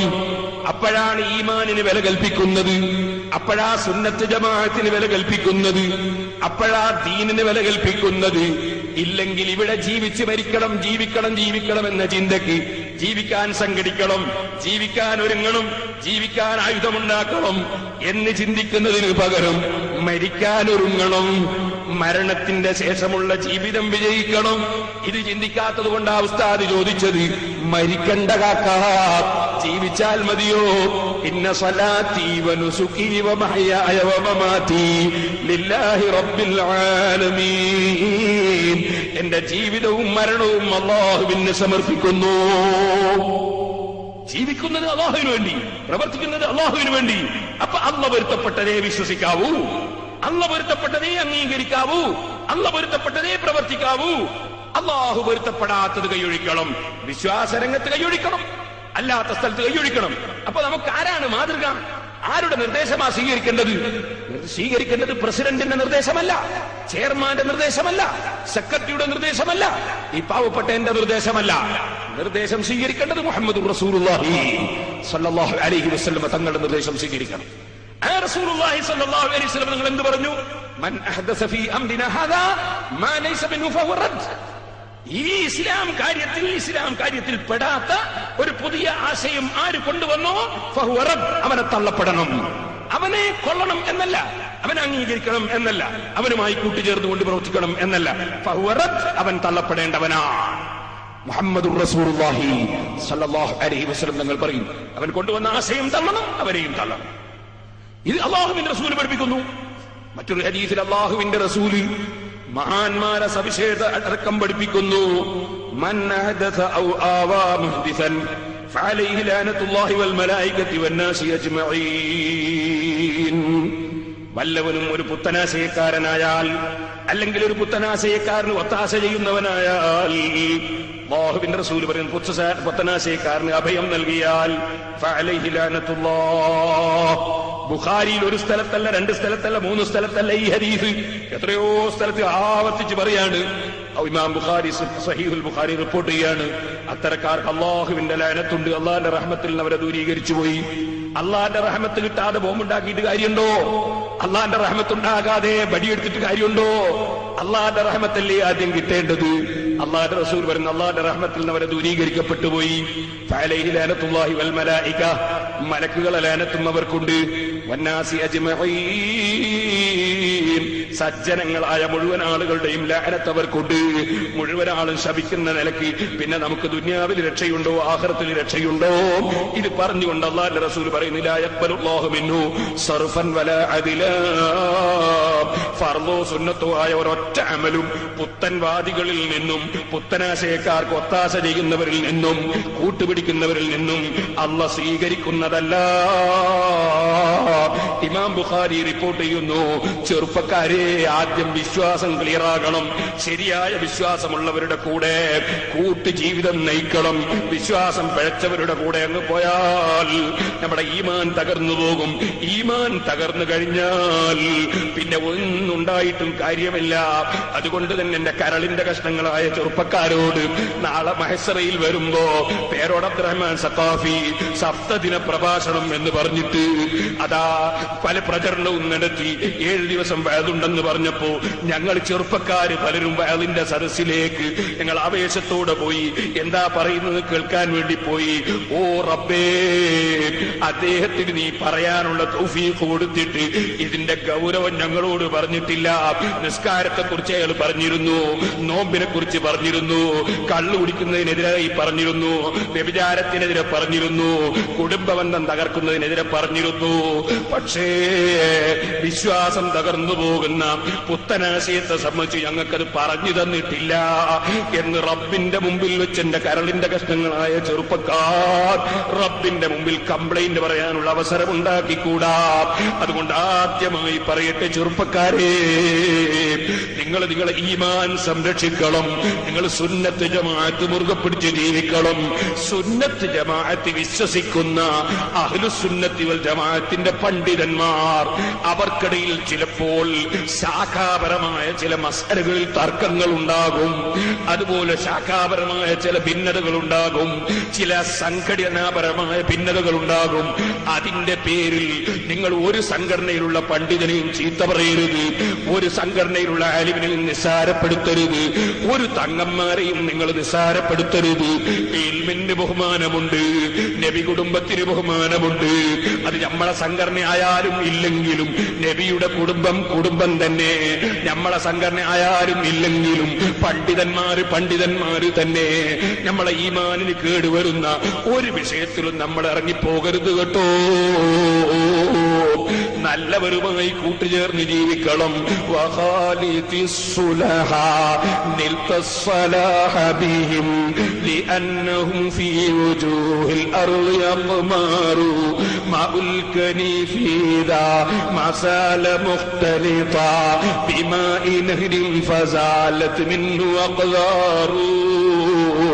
മഹാന്മാര് പഠിപ്പിച്ചില്ലേ, അഴുക്ക് ചാലിലൂടെ ഒലിച്ചു പോകുന്ന മലിനജലം, ആ മലിനജലം ഒലിച്ച് നല്ല സംശുദ്ധമായ വെള്ളമൊലിക്കുന്ന പുഴയിൽ പോയി ചേർന്ന് ആ പുഴയിലെ വെള്ളത്തിന്റെ കൂടെ ഒലിക്കുമ്പോൾ അഴുക്കുചാലിലെ വെള്ളം മുഴുവനും ശുദ്ധവെള്ളമായി മാറിപ്പോയി. അതുപോലെ ചെറുപ്പക്കാരാ, നിന്റെ സാഹചര്യം മോശമായതിന്റെ പേരിൽ നീ വല്ലപ്പോഴും തെറ്റുകളിൽ മുഴുകിപ്പോയെങ്കിൽ, നീ വല്ലപ്പോഴും നീ തെറ്റായ പ്രവർത്തനങ്ങളിൽ പെട്ടുപോയെങ്കിൽ, വല്ലപ്പോഴും നിന്റെ നിസ്കാരം കളായി പോയെങ്കിൽ, വല്ലപ്പോഴും നീ മദ്യത്തിന്റെ അടിമയായി പോയെങ്കിൽ, വല്ലപ്പോഴും നീ അന്യ പെണ്ണുമായി സുഖിച്ചു പോയെങ്കിൽ, ഓ ചെറുപ്പക്കാരാ, അള്ളാഹുവിനെ ഭയപ്പെടുന്ന പണ്ഡിതന്മാരുമായി ബന്ധപ്പെടുക, തഖ്വയുള്ള മഹാന്മാരുമായി ബന്ധപ്പെടുക, ദീനിന്റെ പ്രവർത്തനം നടത്തുന്നവരുമായി സഹവസിക്കുക. നമ്മുടെ മോശമായ ചുറ്റുപാടുകൾ അള്ളാഹു മാറ്റിത്തരും. അതിനുവേണ്ടി നല്ലവരോട് കൂട്ടുചേരുക. അതാണ് അള്ളാഹുവിന്റെ റസൂല് പഠിപ്പിച്ചത്. മസലു ജലീസി സാലിഹ് കമസലി ജലീസിൽ അത്വാർ. നല്ലവരുടെ കൂടെ പോയി ഇരിക്കുന്നവൻ, നല്ലവരുടെ സദസ്സിൽ പങ്കെടുക്കുന്നവൻ, കമസലി ജലീസിൽ അത്വാർ. സുഗന്ധം വിറ്റുകൊണ്ടിരിക്കുന്ന അത്തർ കച്ചവടക്കാരന്റെ സമീപത്തിരിക്കുന്നവനെ പോലെയാണ്. ഇടക്കിടക്ക് അവരും അത്തർ പുരട്ടിക്കിട്ടുന്നു. അഥവാ പുരട്ടിക്കിട്ടുന്നില്ലെങ്കിൽ തന്നെ അദ്ദേഹത്തിന്റെ സദസ്സിൽ ഇറങ്ങിപ്പോകുന്നത് വരെ നമുക്ക് അത്തറിന്റെ മണം കിട്ടുന്നത് പോലെ അത്തരക്കാരെ സദസ്സിന്ന് പോകുന്നത് വരെ നമ്മൾ ദിക്റിലും സ്വലാത്തിലും ദുആയിലും ഇൽമു കേൾക്കുന്നതിലും സൽക്കർമ്മത്തിലും നല്ല ചിന്തയിലും അല്ലാഹുവിനെ കുറിച്ചുള്ള ചിന്തയിലും മരണത്തെക്കുറിച്ചുള്ള ചിന്തയിലുമായി നമ്മുടെ ജീവിതം അല്പസമയമെങ്കിലും നല്ലതിൽ മുഴുകി കിട്ടുന്നു. നല്ലവരുമായുള്ള കൂട്ടുകെട്ടുകളും മോശക്കാരുമായുള്ള കൂട്ടുകെട്ടുകൾ ഒഴിവാക്കി കളയണം. ഉണ്ടെങ്കിലേ ചെറുപ്പക്കാരെ ചെയ്ത നിഅമത്ത്, നമുക്ക് അല്ലാഹു തന്ന നിഅമത്ത്, അതിനെക്കുറിച്ച് ചിന്തിക്കണം. അല്ലാഹു അവന്റെ ഖുർആനിൽ നമ്മെ പഠിപ്പിക്കുന്നു. നമ്മൾ ഖുർആൻ പഠിക്കണം. ഖുർആൻ നമ്മളെ വിളിക്കുന്നത് എന്തിലേക്കാണെന്ന് നമ്മൾ ചിന്തിക്കണം. വമൻ അഹ്സനു ഖൗലൻ മിമ്മൻ ദആ ഇലല്ലാഹ്. അല്ലാഹുവിലേക്ക് ക്ഷണിക്കാനാണ് വഅലിന്റെ സദസ്. അല്ലാഹുവിലേക്ക് ക്ഷണിക്കാനാണ് വഅലിന്റെ സദസ്. അല്ലാഹുവിലേക്ക് ക്ഷണിക്കുന്നവരെക്കാൾ നല്ലവനാരാ എന്ന് ഖുർആൻ ചോദിച്ചത്. നല്ല കാര്യത്തിലേക്ക് ക്ഷണിക്കുന്ന, ബാങ്ക് വിളിക്കുന്ന, ഇൽമ പറയുന്ന, അത്തരം സദസ്സുകളിലേക്ക് വിളിക്കുന്നവരെ സംബന്ധിച്ചല്ലേ അല്ലാഹു തആല പറഞ്ഞു. അല്ലാഹ് നമ്മളെ പഠിപ്പിക്കുന്നു, അല്ലാഹുല്ലദീ ഖലഖകും മിൻ ളഅഫ്. അല്ലാഹ് ആരാ?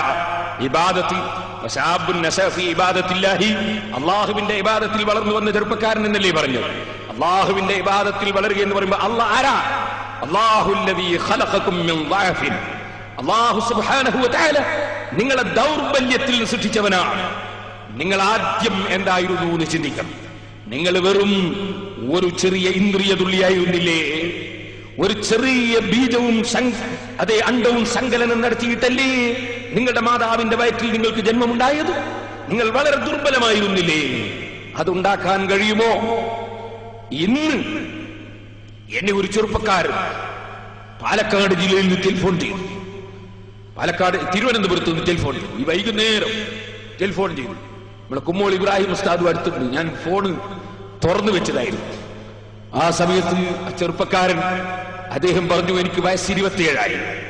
എനിക്ക് ഇതേവരെ എനിക്ക് സന്താനോൽപാദനത്തിന് ഇന്ദ്രിയം എന്ന് പറയുന്ന സാധനം തന്നെ സൃഷ്ടിക്കപ്പെട്ടിട്ടായി കാണുന്നില്ല. പല ഡോക്ടർമാർക്കും കാണിച്ചു, ഒരു ഉപാധിയും ചെയ്തിട്ട് യാതൊരു കാര്യവും കാണുന്നില്ല. പ്രാർത്ഥിക്കണമെന്ന് പറഞ്ഞ് തിരുവനന്തപുരത്ത് നിന്ന് ഒരാൾ വൈകുന്നേരം എന്നെ വിളിച്ചു. അല്ലാഹു ജല്ല ജലാലുഹു അദ്ദേഹത്തിന്റെ വിഷമം അല്ലാഹു പരിഹരിച്ചു കൊടുക്കട്ടെ. ഞാൻ പറഞ്ഞു, അല്ലാഹു തആല ചോദിക്കുന്നു, അല്ലാഹു നമ്മളെ പഠിപ്പിക്കുന്നു, അല്ലാഹുല്ലദീ ഖലഖകും മിൻ ളഅഫിൻ. നിങ്ങളെ വെറും ഒരു ചെറിയ ഇന്ദ്രിയ തുള്ളിയിൽ നിന്ന്, അതിൽ നിന്ന് തന്നെയുള്ള ഒരു ചെറിയ അംശത്തിൽ നിന്ന്, ആ അംശത്തിൽ സൃഷ്ടിച്ചതല്ലേ നിങ്ങളെ. ثم جعل من بعد ضعف قوة. പിന്നെ നിങ്ങളെ അല്ലാഹു ഘട്ടം ഘട്ടമായി അല്ലാഹു തആല നിങ്ങളെ വളർത്തി. മറ്റൊരായത്തിൽ അല്ലാഹു പറഞ്ഞു, നിങ്ങൾക്ക് മരണശേഷം ജീവിതമുണ്ടതിൽ സംശയമാണോ? യാ അയ്യുഹന്നാസ്, ഓ മനുഷ്യരെ, ഇൻ കുൻതും ഫീ റൈബിൻ മിനൽ ബഅസ്, നിങ്ങൾക്ക് പുനർജന്മമുണ്ടതിൽ നിങ്ങൾക്ക് സംശയമോ? ഫഇന്നാ ഖലഖനാകും മിൻ തുറാബ, നിങ്ങളുടെ ഉപ്പാപ്പ ആദം നബി അലൈഹിസ്സലാമിനെ മണ്ണിൽ നിന്ന് നമ്മൾ പടച്ചു. സുമ്മ മിൻ നുത്ഫ, പിന്നെ നിങ്ങളെ ഇന്ദ്രിയതുള്ളിൽ നിന്ന് പടച്ചു. സുമ്മ മിൻ അലഖ, പിന്നെ നിങ്ങളെ രക്തകഷ്ണത്തിൽ നിന്ന് പടച്ചു. സുമ്മ മിൻ മുളഖ, പിന്നെ നിങ്ങൾ ഒരു മാംസകഷ്ണമാക്കി. മുഖല്ലഖത്തിൻ വഗൈരി മുഖല്ലഖ, അത് കോലമാക്കപ്പെട്ടതിലക്കും കോലമാക്കപ്പെടാത്ത നിലക്കും ഒക്കെ മാതാവിന്റെ വയറ്റിൽ നിർത്തി. ലിനുബയ്യിന ലക്കും വനുഖിറു ഫിൽ അർഹാമി മാ നശാഉ ഇലാ അജലിൻ മുസമ്മാ, നമ്മൾ നിശ്ചയിച്ച ഒരു അവധിയുണ്ട്. ആ അവധി വരെ നിങ്ങളുടെ മാതാക്കളുടെ ഗർഭാശയത്തിൽ നിങ്ങളെ നിർത്തി. അങ്ങനെ നിർത്തിയിട്ട് ثم نخرجكم طفلا, പിന്നെ ചെറിയ കുട്ടിയായി നിങ്ങളെ നമ്മൾ പുറത്തു കൊണ്ടുവന്നു അല്ലേ. ثم لتبلغوا أشدكم, പിന്നെ നിങ്ങൾക്ക് യുവത്വവും ആരോഗ്യവും കിട്ടിയില്ലേ. ومنكم من يتوفى, ആരോഗ്യത്തോടെ മരിച്ചു പോകുന്നവർ നിങ്ങളെ കൂട്ടത്തിലുണ്ട്. ومنكم من يرد إلى أرذل العمر لكي لا يعلم من بعد علم شيئا. എന്തൊരു വാക്കാണ് റബ്ബിന്റെ വാക്ക്. ചെറുപ്പക്കാരെ, നിങ്ങളൊന്ന് ചിന്തിച്ചു നോക്കൂ. അല്ലാഹു പറയുന്നു, ആരോഗ്യം തന്നു അല്ലേ, ആ ആരോഗ്യത്തോടെ തന്നെ മരിപ്പിക്കുന്നവർ നിങ്ങളെ കൂട്ടത്തിലുണ്ട്. എന്നാൽ നിങ്ങളെ കൂട്ടത്തിൽ ചിലരുണ്ട് താഴ്ന്ന പ്രായത്തിലേക്ക് പോകുന്നവർ. لكي لا يعلم من بعد علم شيئا. ഒരു കാലത്ത്, യുവത്വമുള്ള കാലത്ത് വലിയ ഹിക്മത്തുള്ളവനായിരുന്നു, വലിയ പ്രശ്നങ്ങളൊക്കെ പറഞ്ഞു തീർത്തവനായിരുന്നു, വലിയ പ്രശ്നങ്ങളൊക്കെ ഇടപെടുന്നവനായിരുന്നു, വലിയ വലിയ കാര്യങ്ങളൊക്കെ നേടിയവനായിരുന്നു. പക്ഷേ പ്രായമങ്ങ് കൂടിയിട്ടിപ്പോൾ പറയുന്നത് എന്താണെന്ന് മനസ്സിലാകുന്നില്ല. സുബ്ഹാനല്ലാഹ്. അതാ എല്ലാ സമയവും വന്ന് ഭക്ഷണം കൊടുക്കുന്ന ഭാര്യയെ ചീത്ത പറയുന്നു, മക്കളെ ചീത്ത പറയുന്നു. മക്കൾ സങ്കടത്തോടെ പറയുന്നു, ഉസ്താദേ, ഉപ്പാക്കിപ്പോ ഒന്നും മനസ്സിലാകുന്നില്ല, ഞങ്ങളെല്ലാം ചെയ്തു കൊടുത്തിട്ട് പിന്നെയും ഞങ്ങളെ ചീത്ത പറയുന്നു, വരുന്നവരോടൊക്കെ ഞങ്ങളെ കുറ്റം പറയുന്നു, ഞങ്ങൾ അങ്ങനെ ചെയ്തു ഇങ്ങനെ ചെയ്തു എന്ന് പറയുന്നു. ബാപ്പയ്ക്കിപ്പോ ഒന്നും ഓർമ്മയില്ല, ബാപ്പക്കൊന്നും ചെയ്യാൻ കഴിയുന്നില്ല. അവിടുന്ന് പോയി ചിലപ്പോൾ കാട്ടിച്ചത് വാരി തിന്നുന്നു, മൂത്രം കയ്യിലാക്കുന്നു, ഞാൻ എവിടെ കിടക്കുന്നു എന്നറിയുന്നില്ല.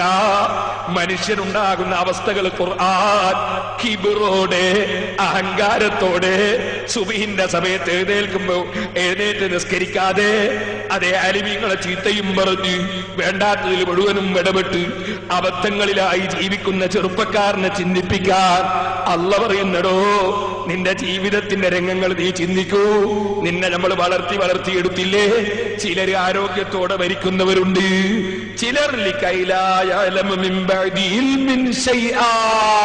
നല്ല വിവരങ്ങളൊക്കെ ഉണ്ടായിട്ട് ആ വിവരമൊക്കെ നശിച്ച് ഒന്നിനും പറ്റാത്ത, ഒന്നും മനസ്സിലാകാത്ത ജീവിതം നയിക്കുന്നവർ, അങ്ങനെയും പ്രായമാകുന്ന സമയത്തായി പോകുന്നവരില്ലേ? وترى الأرض هامدة فإذا أنزلنا عليها الماء اهتزت وربت فأنبتت من كل زوج بهيج. ഈ ഭൂമിയിലൊന്ന് ചിന്തിക്കൂ. ആ ഭൂമിയിൽ നേരത്തെ വെറും ഭൂമി, അവിടെ ഒരു നല്ല മഴ പെയ്തപ്പോ വിത്തുകളതാ മുളച്ചു വരുന്നു. ഭൂമി നല്ല ഫലപുഷ്ടിയുള്ളതായി, വെള്ളത്തോടെ ഫലപുഷ്ടിയുള്ള ഭൂമിയിൽ മുളച്ചു വരുന്നു. അത് ഉയരുന്നു, വളരുന്നു, തേങ്ങ പറിക്കുന്നു, നെല്ല് കൊയ്യുന്നു, അതേ കായ പറിക്കുന്നു. പിന്നീട് അതേ മരം തന്നെ പിന്നീടതാ മറിഞ്ഞു വീഴാനാകുന്നു, തീറ്റയാകുന്നു, വൈക്കോലാകുന്നു, അതിങ്ങനെ നശിക്കുന്നു. അതുപോലെ നീ ഒന്നുകൂടി ചിന്തിക്കൂ.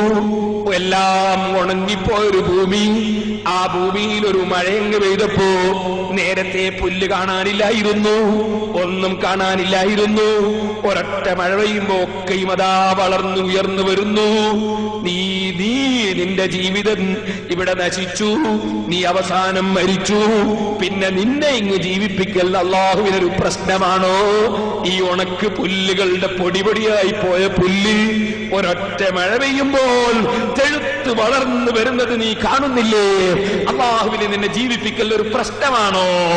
നിന്നെ ഉണ്ടാക്കൽ ഒരു പ്രശ്നമാണോ? ആ മരണശേഷമുള്ള ജീവിതത്തെ കുറിച്ച് ചിന്തിക്കാതെ നിന്റെ ആരോഗ്യകാലം നീ തകർത്ത് കളയല്ല. ഖുർആൻ അത് തന്നെ പറയുന്നു. അങ്ങനെ സുമ്മ ജഅല മിൻ ബഅദി ഖുവ്വത്തിൻ ളഅഫൻ വശൈബ. അതേ നിന്റെ ദൗർബല്യത്തിന് ശേഷം നിനക്ക് യുവത്വവും ആരോഗ്യവും അല്ലാഹു തന്നു. വശൈബത്തൻ, പിന്നെ നര തന്നു, വാർദ്ധക്യം തന്നു. യഖ്ലുഖു മാ യശാ, അല്ലാഹു ഉദ്ദേശിക്കുന്നത് അവൻ സൃഷ്ടിക്കുന്നു. വഹുവൽ അലീമുൽ ഖദീർ, അല്ലാഹു അറിവുള്ളവനും കഴിവുള്ളവനും തന്നെ. ഓ ചെറുപ്പക്കാരെ, അള്ളാഹു തന്ന ആരോഗ്യ സമയത്ത് ഇബാദത്തുകൾ ചെയ്യുന്നവരാകണം, കൃത്യമായി നിസ്കരിക്കുന്നവരാകണം. ചെറുപ്പക്കാരായ യുവാക്കൾ സുന്നത്ത് നിസ്കരിക്കണം. ഞാൻ വേദനയോടെ പറയട്ടെ, പ്രായമുള്ളവര് സുന്നത്ത് നിസ്കരിക്കുന്നു, പണ്ഡിതന്മാര് സുന്നത്ത് നിസ്കരിക്കുന്നു. എന്റെ ചെറുപ്പക്കാരാ, നിന്റെ ജീവിതത്തിൽ നീ ഇൽമോ പഠിച്ചില്ല, ഇൽമോ നീ പഠിച്ചില്ല, കിതാബോ നീ ഓതിയില്ല. എന്നാൽ ആ പണ്ഡിതന്മാര് ഇൽമുള്ളതോടുകൂടെ തന്നെ ധാരാളം സുന്നത്ത് നിസ്കരിക്കുമ്പോ എനിക്കോ ഇൽമി ഇല്ലാതെയായിപ്പോയി, എന്റെ പ്രവൃത്തിയും കുറഞ്ഞാൽ ഞാൻ എന്റെ രാജാവിന്റെ സമീപത്ത് എങ്ങനെ എത്തും? അതുകൊണ്ട് സുന്നത്ത് നിസ്കാരം പണ്ഡിതന്മാരെക്കാൾ കൂടുതൽ ഞാൻ നിസ്കരിക്കുമെന്ന വാശി വിവരമില്ലാത്തവർക്കല്ലേ ഉണ്ടാകേണ്ടത്? പണ്ഡിതന്മാര് ചെയ്യേണ്ടതില്ലെന്നല്ല ഞാൻ പറഞ്ഞത്, പണ്ഡിതന്മാരെന്തായാലും അത് ചെയ്യേണ്ടത് തന്നെ. ഓ ചെറുപ്പക്കാരെ, സുന്നത്ത് നിസ്കാരം മലക്കുകൾക്കുള്ളതാണോ? നമ്മൾ ചെയ്യേണ്ടതല്ലേ? എന്തുകൊണ്ട് ദുഹറിന്റെ മുമ്പ് ഒരു 2 റക്അത്തെങ്കിലും സുന്നത്ത് നിസ്കരിച്ചുകൂടാ? എന്തുകൊണ്ട് ദുഹറിന്റെ മുമ്പ് ഒരു 4 നിസ്കരിച്ചുകൂടാ? എന്തുകൊണ്ട് ദുഹറിന്റെ ശേഷം ഒരു 4 നിസ്കരിച്ചുകൂടാ? ഞാൻ ചോദിക്കട്ടെ, നമ്മുടെ പള്ളികളിലൊക്കെ ജുമഅ കഴിഞ്ഞാൽ ചെറുപ്പക്കാരന്റെ ഇറങ്ങി ഓടുന്നത് വല്ലാത്ത തിരക്ക് തന്നെ. നിന്റെ തിരക്ക് അതാ പ്രായം ചെന്നവരിരുന്ന് ആമീൻ പറയുന്നു, നമ്മളെ പണ്ഡിതന്മാരിരുന്ന് ആമീൻ പറയുന്നു. ഞാൻ ചോദിക്കട്ടെ, വലിയ ഇൽമിന്റെ ബഹറുകളായിരുന്നു കീഴ ഉസ്താദ് എപ്പോഴെങ്കിലും ഒരു ജുമഅ കഴിഞ്ഞിട്ട് ദുആ കഴിയാതെ ഇറങ്ങിപ്പോകാറുണ്ടോ? ശംസുൽ ഉലമാ ഖുതുബി മുഹമ്മദ് മുസ്ലിയാർ പോകാറുണ്ടോ? ആലിമീങ്ങൾ പോകാറുണ്ടോ? അവർക്ക് അള്ളാഹുവിന്റെ മുമ്പിലേക്ക് സമ്പാദിക്കാനിരിക്കുമ്പോ ചെറുപ്പക്കാരാ, ഒരു ഇൽമുമില്ലാത്ത നിനക്ക് ഒരു 2 മിനിറ്റ് ആ ദുആയിലൊന്ന് പങ്കെടുത്തുകൂടെ? ഒരു 33 സുബ്ഹാനല്ലാഹ് ചൊല്ലിക്കൂടെ? ഒരു 33 അൽഹംദുലില്ലാഹ് ചൊല്ലിക്കൂടെ? ഒരു 33 അല്ലാഹു അക്ബർ ചൊല്ലിക്കൂടെ? ഇത് നമ്മൾ ആഖിറത്തിലേക്ക് എപ്പോഴാ സമ്പാദിക്കാൻ പോകുന്നത്? ആഖിറത്തിലെ ജീവിതമുണ്ടെന്ന് നീ ഉറപ്പിച്ചിട്ടില്ലേ? നിനക്ക് ആ സമയത്ത് പെട്ടെന്ന് ഇറങ്ങി നീ സ്വറ പറയുകയല്ലേ ചെയ്യുന്നത്? അങ്ങാടിയിൽ പോയി ഇരുന്ന് പിന്നെ കഥ പറയുകയല്ലേ ചെയ്യുന്നത്? നിനക്ക് ആ ഒരു 33 സുബ്ഹാനല്ലാഹ് കഴിഞ്ഞിട്ട് ഇറങ്ങിയാ പോരെ? ഒരു 33 അൽഹംദുലില്ലാഹ് കഴിഞ്ഞിട്ട് ഇറങ്ങിയാ പോരെ? ആകെ ഒരു 2 മിനിറ്റ് നീ സഹിച്ചിരുന്നാൽ 100 ദിക്റല്ലേ ചൊല്ലിപ്പോകുന്നത്? 100 ദിക്റിന് 1000 പ്രതിഫലമല്ലേ കിട്ടാൻ പോകുന്നത്? അപ്പൊ 100 ദിക്റിന് 1000 പ്രതിഫലം 2 മിനിറ്റ് കൊണ്ട് കിട്ടുമ്പോ അതിന് സമയമില്ല നിനക്ക്. നീ ഇറങ്ങിയിട്ട് എന്താണ് ഇവിടെ സമ്പാദിക്കാൻ പോകുന്നത്? ഒന്നും സമ്പാദിക്കുന്നില്ല. നീ അങ്ങാടിയിൽ നിന്ന് നേരം പൊക്കാണ്, സമയം വെറുതെ സൊറ പറഞ്ഞ് നേരം പൊക്കാണ്. അള്ളാഹുവിനെ ഭയപ്പെടുന്നവരവിടെ ഇരുന്ന് ദിക്ർ ചൊല്ലുകയാണ്, അവരവിടുന്ന് സ്വലാത്ത് ചൊല്ലുകയാണ്, അവരവിടുന്ന് ഖുർആൻ ഓതുകയാണ്. അവിടുന്ന് പണ്ഡിതന്മാർ 10 മിനിറ്റ് ജുമാന്റെ ശേഷം പ്രസംഗിക്കുമ്പോ ആ പ്രസംഗം കേട്ട് ഇൽമു പഠിക്കുകയാണ് തഖ്വയുള്ളവര്.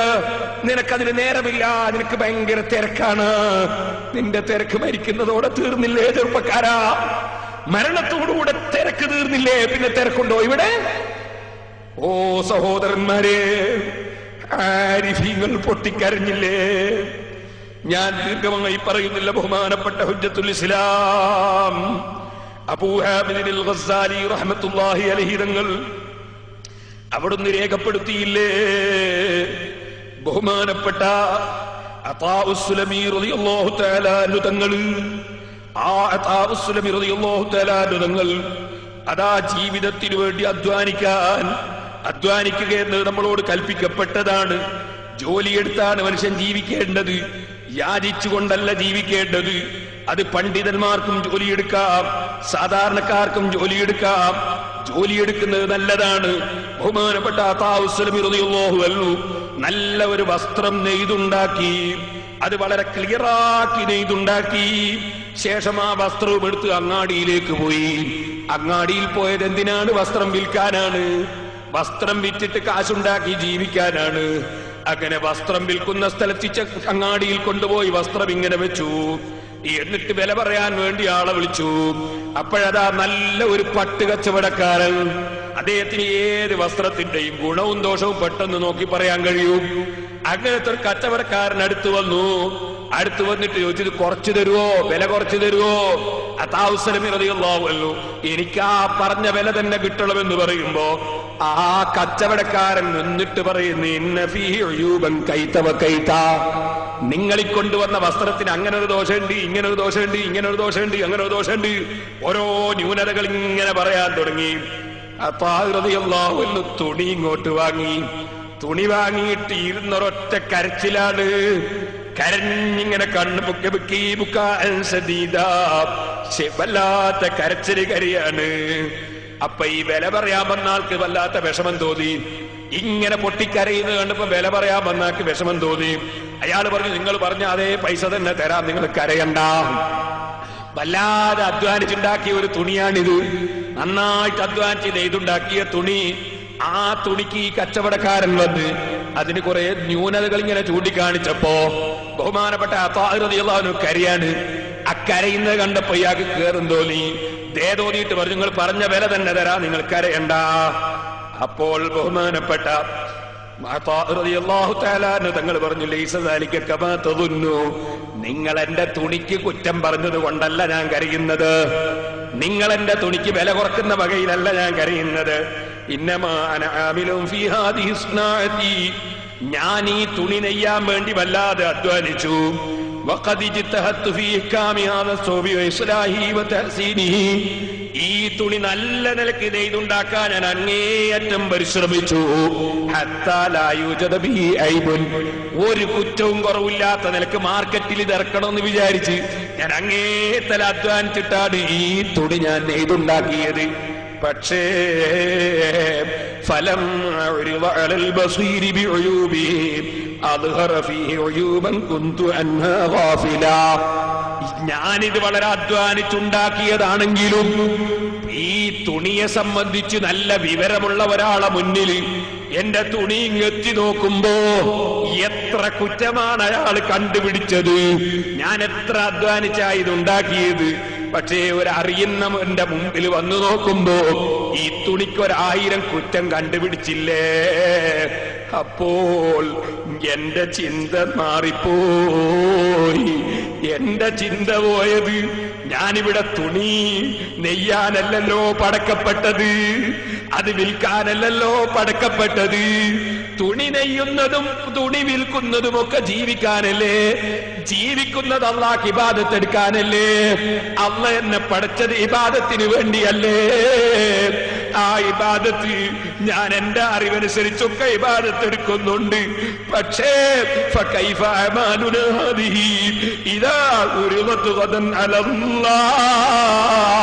ഒരു തുണിനോട്ടം അറിയുന്നവന്റെ മുമ്പിൽ കഠിനാധ്വാനം ചെയ്തുണ്ടാക്കിയ തുണി അവന്റെ മുമ്പിലെത്തുമ്പോഴേക്ക് 100 ഐബാണെങ്കിൽ ഞാൻ ചെയ്യുന്ന ഇബാദത്തുകൾ അല്ലാഹുവിന്റെ മുമ്പിൽ അങ്ങെത്തുമ്പോൾ കം യബ്ദു ഫീഹാ മിനൽ ഉയൂബി വന്നുഖ്സാൻ അല്ലദീന നഹ്നു അൽയൗമ അൻഹാ ഗാഫിലൂൻ. ഇന്ന് നമ്മളത് ശ്രദ്ധിക്കുന്നില്ല, മനസ്സിലാവുന്നില്ല.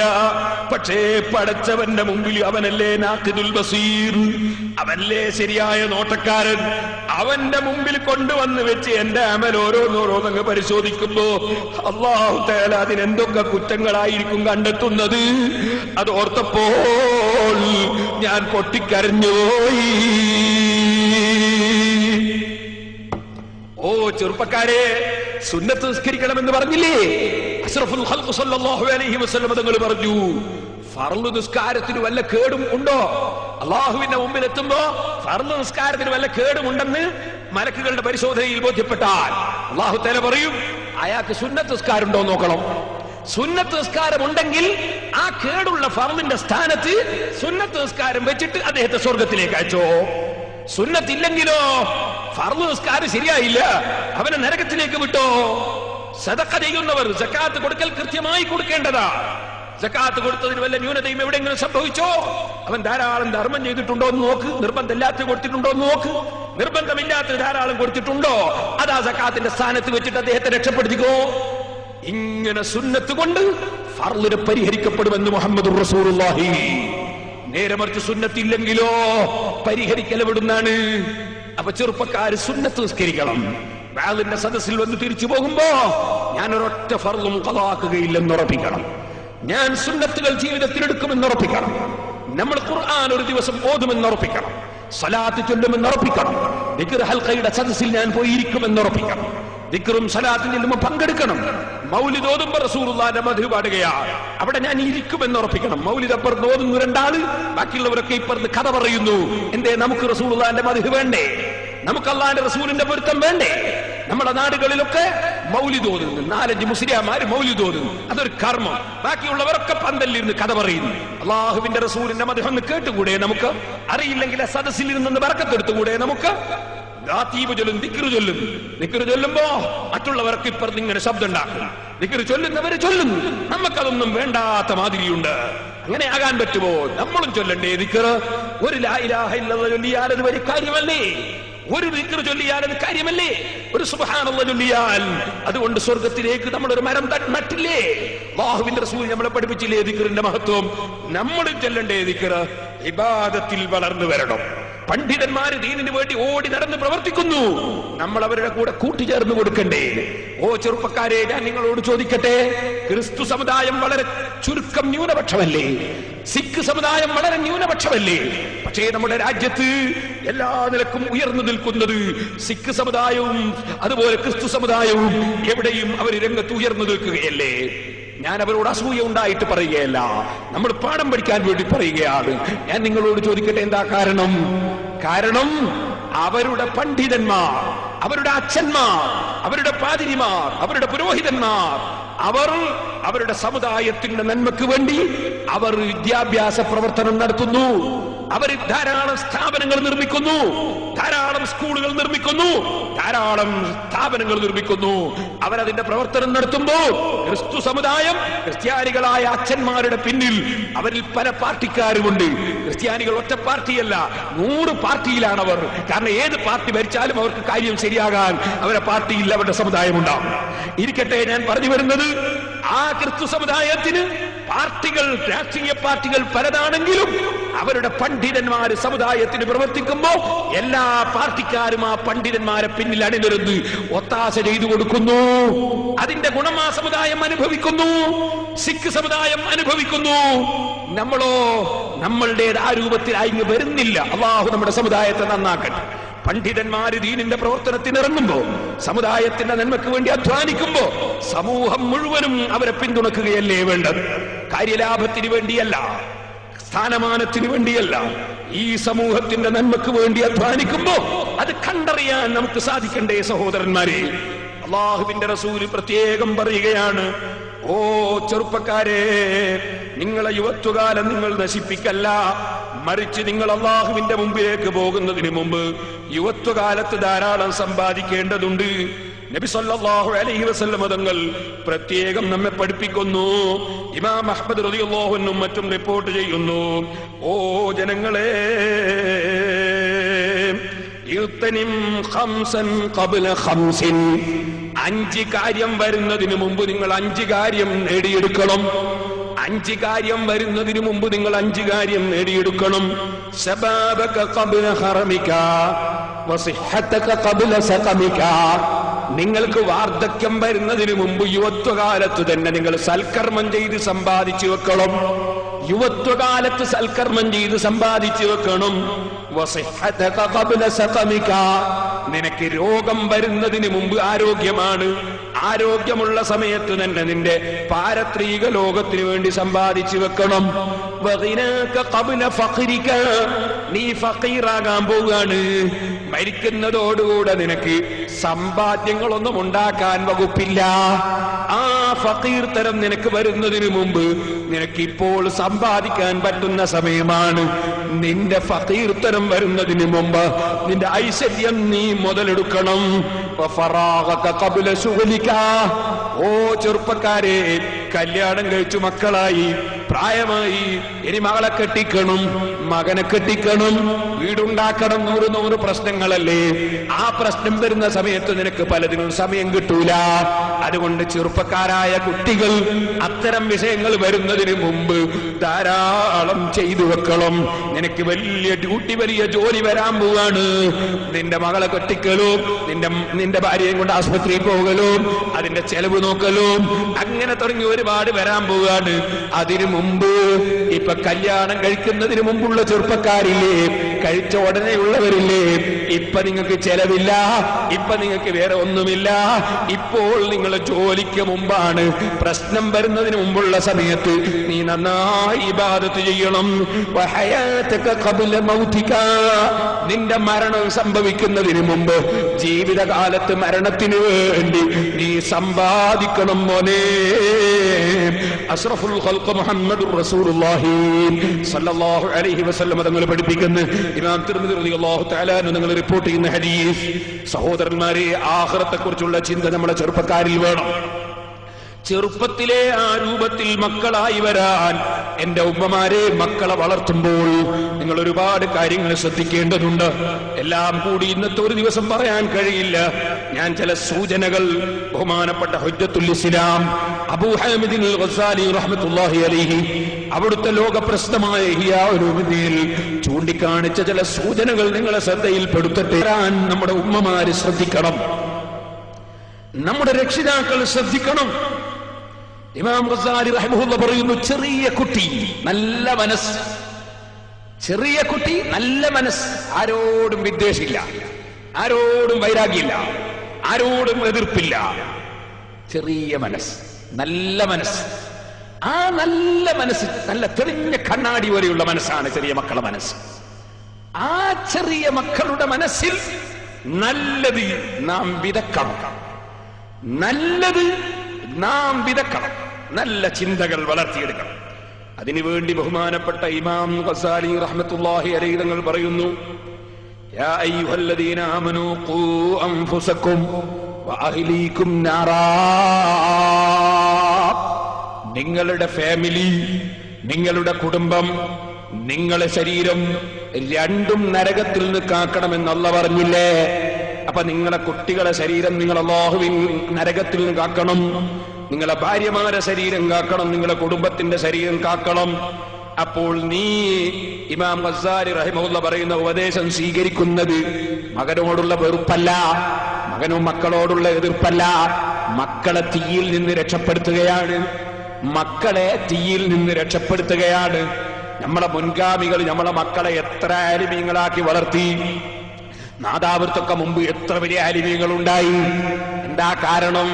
കാരണം നാദാപുരത്ത് നമ്മുടെ മുൻഗാമികൾ അവരെ മക്കളെ ഈ ഇൽമു പഠിക്കാൻ വേണ്ടി വലിയ വലിയ ദർസിലേക്ക് പറഞ്ഞയച്ചു. ഇപ്പോൾ നാദാപുരത്ത് മുസ്ലിമീങ്ങളുണ്ട്, പേരോട് മുസ്ലിമീങ്ങളുണ്ട്, അതേ എല്ലാ സ്ഥലത്തും മുസ്ലിമീങ്ങളുണ്ട്. പക്ഷേ അല്ലാഹു തആല പണം തന്നു നോക്കുമ്പോ സ്വന്തം മക്കളെ ഇൽമു പഠിപ്പിക്കണമെന്ന ചിന്ത നമ്മളെ ഖൽബിന്ന് പോയി. അതേ ആലിമീങ്ങളാക്കി മക്കളെ വളർത്താൻ ആലിമീങ്ങൾ തന്നെ തയ്യാറല്ല. മുസ്ലിമീങ്ങളെ കൂട്ടത്തിലുള്ള പണ്ഡിതന്മാർക്ക് തന്നെ അവരെ മകൻ ഒരു ഡോക്ടറാകണം, ഒരു എഞ്ചിനീയർ ആകണം, അല്ലെങ്കിൽ മറ്റെന്തെങ്കിലും ആകണമെന്നല്ലാതെ ഒരു ആലിമാകണം എന്ന ചിന്ത നമ്മളെ രക്ഷിതാക്കൾ ആലിമീങ്ങളെ മനസ്സിൽ തന്നെ വരുന്നില്ല. കാരണം കാലം ദുഷിച്ചുപോയി. ആഖിറത്തിന് വില കൽപ്പിക്കുന്നതിന് പകരം ദുനിയാവിന് വില വന്നുപോയി. അല്ലാഹു നമ്മുടെ സമുദായത്തെ നന്നാക്കട്ടെ. ബഹുമാനപ്പെട്ട ഇമാം ഗസ്സാലി റഹിമഹുല്ലാഹ് പറയുന്നു, വമഹ്മാ കാന ലബു യസൂനുഹു അൻ നാരി ദുനിയ ഫബിഅൻ യസൂനുഹു അൻ നാരിൽ ആഖിറതി ഔലാ. ഈ ഭൂമിയിലുള്ള തീക്കുണ്ടാരത്തിൽ പോയി നിന്റെ മകൻ ചാടിപ്പോകുന്നത് കാക്കണമെന്ന് നിനക്ക് ചിന്തയില്ലേ ബാപ്പാ? നിനക്ക് ചിന്തയില്ലേ ഉമ്മ? എന്നാ നരകത്തിലെ തീയിൽ നിന്റെ മകൻ പോയി ചാടരുതെന്ന ചിന്ത നിന്റെ മനസ്സിൽ വേണ്ടേ ഉമ്മ? നിന്റെ മനസ്സിൽ വേണ്ടേ ബാപ്പാ? ഇത് പറഞ്ഞുകൊണ്ട് ഇമാം ഗസ്സാലി റഹ്മത്തുള്ളാഹി അലൈഹി നിങ്ങൾ പറയുന്നു, ആദ്യം തന്നെ പറയുന്ന കാര്യം, കുട്ടിയെ നിങ്ങൾ നന്നായി വളർത്തണം. അതിലൊന്നാമത്തെ കാര്യം എന്താണ്? വയഹ്ഫദൂ മിനൽ ഖുറാനാഇ സൂഅ്. മോശമായ കൂട്ടുകെട്ടിന് കുട്ടികളെ വിട്ടേക്കരുത്. കുട്ടികളെ മോശമായ കൂട്ടുകെട്ടിന് വിട്ടേക്കരുത്. ഇന്നലെ എനിക്ക് നമ്മളെ താഹാ തങ്ങൾ ടെലിഫോൺ ചെയ്തു. ഒരു വനിതാ കോളേജിനെ സംബന്ധിച്ചാണ് ഫോണ്. അവിടെയുള്ള പെൺകുട്ടികളെ ടൂറിന് കൊണ്ടുപോവുകയാണ് മൈസൂരിലേക്ക്. ആരാണ് മൈസൂരിലേക്ക് ടൂറിന് കൊണ്ടുപോകുന്നത്? അന്യപുരുഷന്മാരായ ടീച്ചർമാരാണ്. ഈ അന്യപുരുഷന്മാരായ ടീച്ചർമാരുടെ കൂടെ അതാ SSLC ഒക്കെ കഴിഞ്ഞ ചെറുപ്പക്കാരികളായ കുട്ടികളെ ടൂറിന് അയച്ചു കൊടുക്കുകയാണ്. ബാപ്പ കൂടെയുണ്ടോ? ഉമ്മ കൂടെയുണ്ടോ? അത് ചിന്തിക്കാൻ നമ്മുടെ സമുദായം വളരുന്നുണ്ടോ? പറഞ്ഞാലങ്ങ് അയച്ചു കൊടുക്കുകയല്ലേ ബാപ്പയും ഉമ്മയും? ഞാൻ നിങ്ങളോട് ചോദിക്കട്ടെ, എവിടെ പോയി നമ്മുടെ മതബോധം? നമുക്ക് പരിഷ്കാരമാണ്, നമുക്ക് ഫാഷനാണ്. മരിക്കണമെന്ന ചിന്തയില്ല, എന്റെ കുട്ടി എന്താകണമെന്ന ചിന്തയില്ല. ഞാൻ പിന്നീട് ഇൻഷാ അല്ലാഹ് അതിലേക്ക് പിന്നീട് കടക്കുന്നുണ്ട്. ഇപ്പോൾ ഞാനതിലേക്ക് കടന്ന് സംസാരിക്കുന്നില്ല. നല്ല കൂട്ടുകെട്ട്, തഖ്വയുള്ളവരുടെ കൂട്ടുകെട്ട് വേണം. അതിന് നിങ്ങൾ നല്ല കൂട്ടുകെട്ടുള്ളവരുടെ കൂടെ പറഞ്ഞയച്ചു കൊടുക്കണം. ഒരു കുട്ടി SBS പ്രവർത്തിക്കുകയാണ്, SSF പ്രവർത്തിക്കുകയാണ് എന്ന് പറഞ്ഞാൽ തഖ്വയുള്ള ആലിമീങ്ങളുടെ കൂടെ കൂട്ടുകെട്ടാനല്ലേ പറഞ്ഞേക്കുന്നത്? അത് നല്ലതല്ലേ? നന്മയ്ക്ക് വേണ്ടിയുള്ള പ്രവേശനമല്ലേ? അത് മുടക്കാൻ നടക്കുന്ന എത്ര ആളുകളുണ്ട്? അല്ലാഹു നന്നാക്കട്ടെ. നന്മയുള്ള വിഷയങ്ങളിലേക്ക് കുട്ടികളെ കൂട്ടുകെട്ടിന് വേണ്ടി ശ്രദ്ധിക്കണം. എന്നാൽ സംഘടനാ പ്രവർത്തനമാണെന്ന് പറഞ്ഞ് തെറ്റിലേക്ക് പോകുന്നുണ്ടെങ്കിൽ സംഘടനയുടെ പേര് എന്തായിരുന്നാലും തെറ്റിന്റെ കൂട്ടുകെട്ടിന് അനുവദിച്ചുകൂടാ. കൂട്ടുകെട്ട് നന്നാകണം, തഖ്വയുള്ളവരാകണം. തഖ്വയുള്ള കൂട്ടുകെട്ടുമായി നമ്മുടെ ചെറിയ കുട്ടികളെ തന്നെ വളർത്താൻ നോക്കണം. അതോടുകൂടെ തന്നെ ബഹുമാനപ്പെട്ട ഇമാം ഗസ്സാലി റഹിമഹുല്ലാഹ് പറയുന്നു, വലാ യുഅബിദഹു തനഉം. കുട്ടികളെ ചെറുപ്പത്തിലെ സുഖിപ്പിച്ച് പഠിപ്പിക്കരുത്. കുട്ടികളെ ചെറുപ്പത്തിലെ സുഖിപ്പിച്ച് പഠിപ്പിച്ചാൽ അവൻ എന്നും സുഖത്തിന്റെയും ആഡംബരത്തിന്റെയും വക്താവായി മാറിപ്പോകും. വലാ യുഹദ്ദു ബിഇലൈഹി സീനത വറഫാഹിയ. കുട്ടികൾക്ക് മുന്തിയ കുപ്പായം, മുന്തിയ വാച്ച്, മുന്തിയ തുണി, മുന്തിയത്, അങ്ങനെയുള്ള ചിന്ത വളർത്തരുത്. അങ്ങനെ വളർന്നാൽ അവൻ മുന്തിയത് മാത്രം കിട്ടിയാലേ അടങ്ങുള്ളൂ എന്ന നിലക്ക് വരും. അങ്ങനെ വരുമ്പോ അവന് തൽക്കാലം അത്തരത്തിലുള്ളത് കിട്ടിയില്ലെങ്കിൽ അവൻ മറ്റൊരാളത് കട്ടെടുക്കാൻ ശ്രമിക്കും. ചിലപ്പം കള്ളനാകും, ചിലപ്പോൾ മറ്റൊരാളത് അനധികൃതമായി കൈയടക്കാൻ നോക്കും. അവൻ അവസാനം ദുനിയാവും ആഖിറവും നഷ്ടപ്പെട്ടു പോകും. ബഹുമാനപ്പെട്ട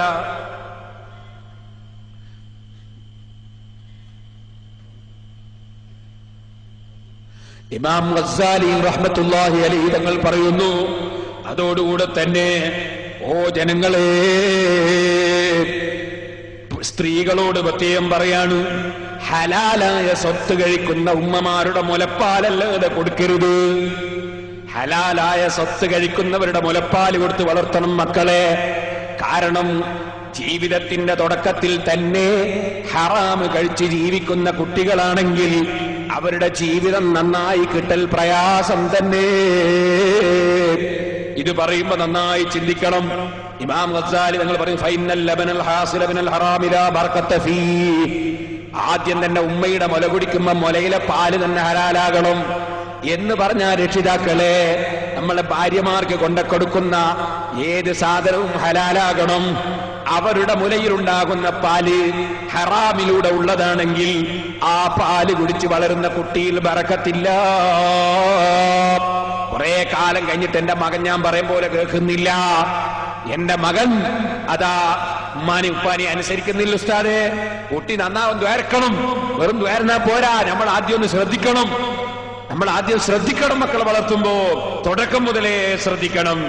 പിന്നെയും ബഹുമാനപ്പെട്ടവർ പറയാണ്, ഓ മനുഷ്യ, കുട്ടികൾക്ക് കുട്ടിക്കാലത്ത് ലജ്ജയുണ്ടാകും.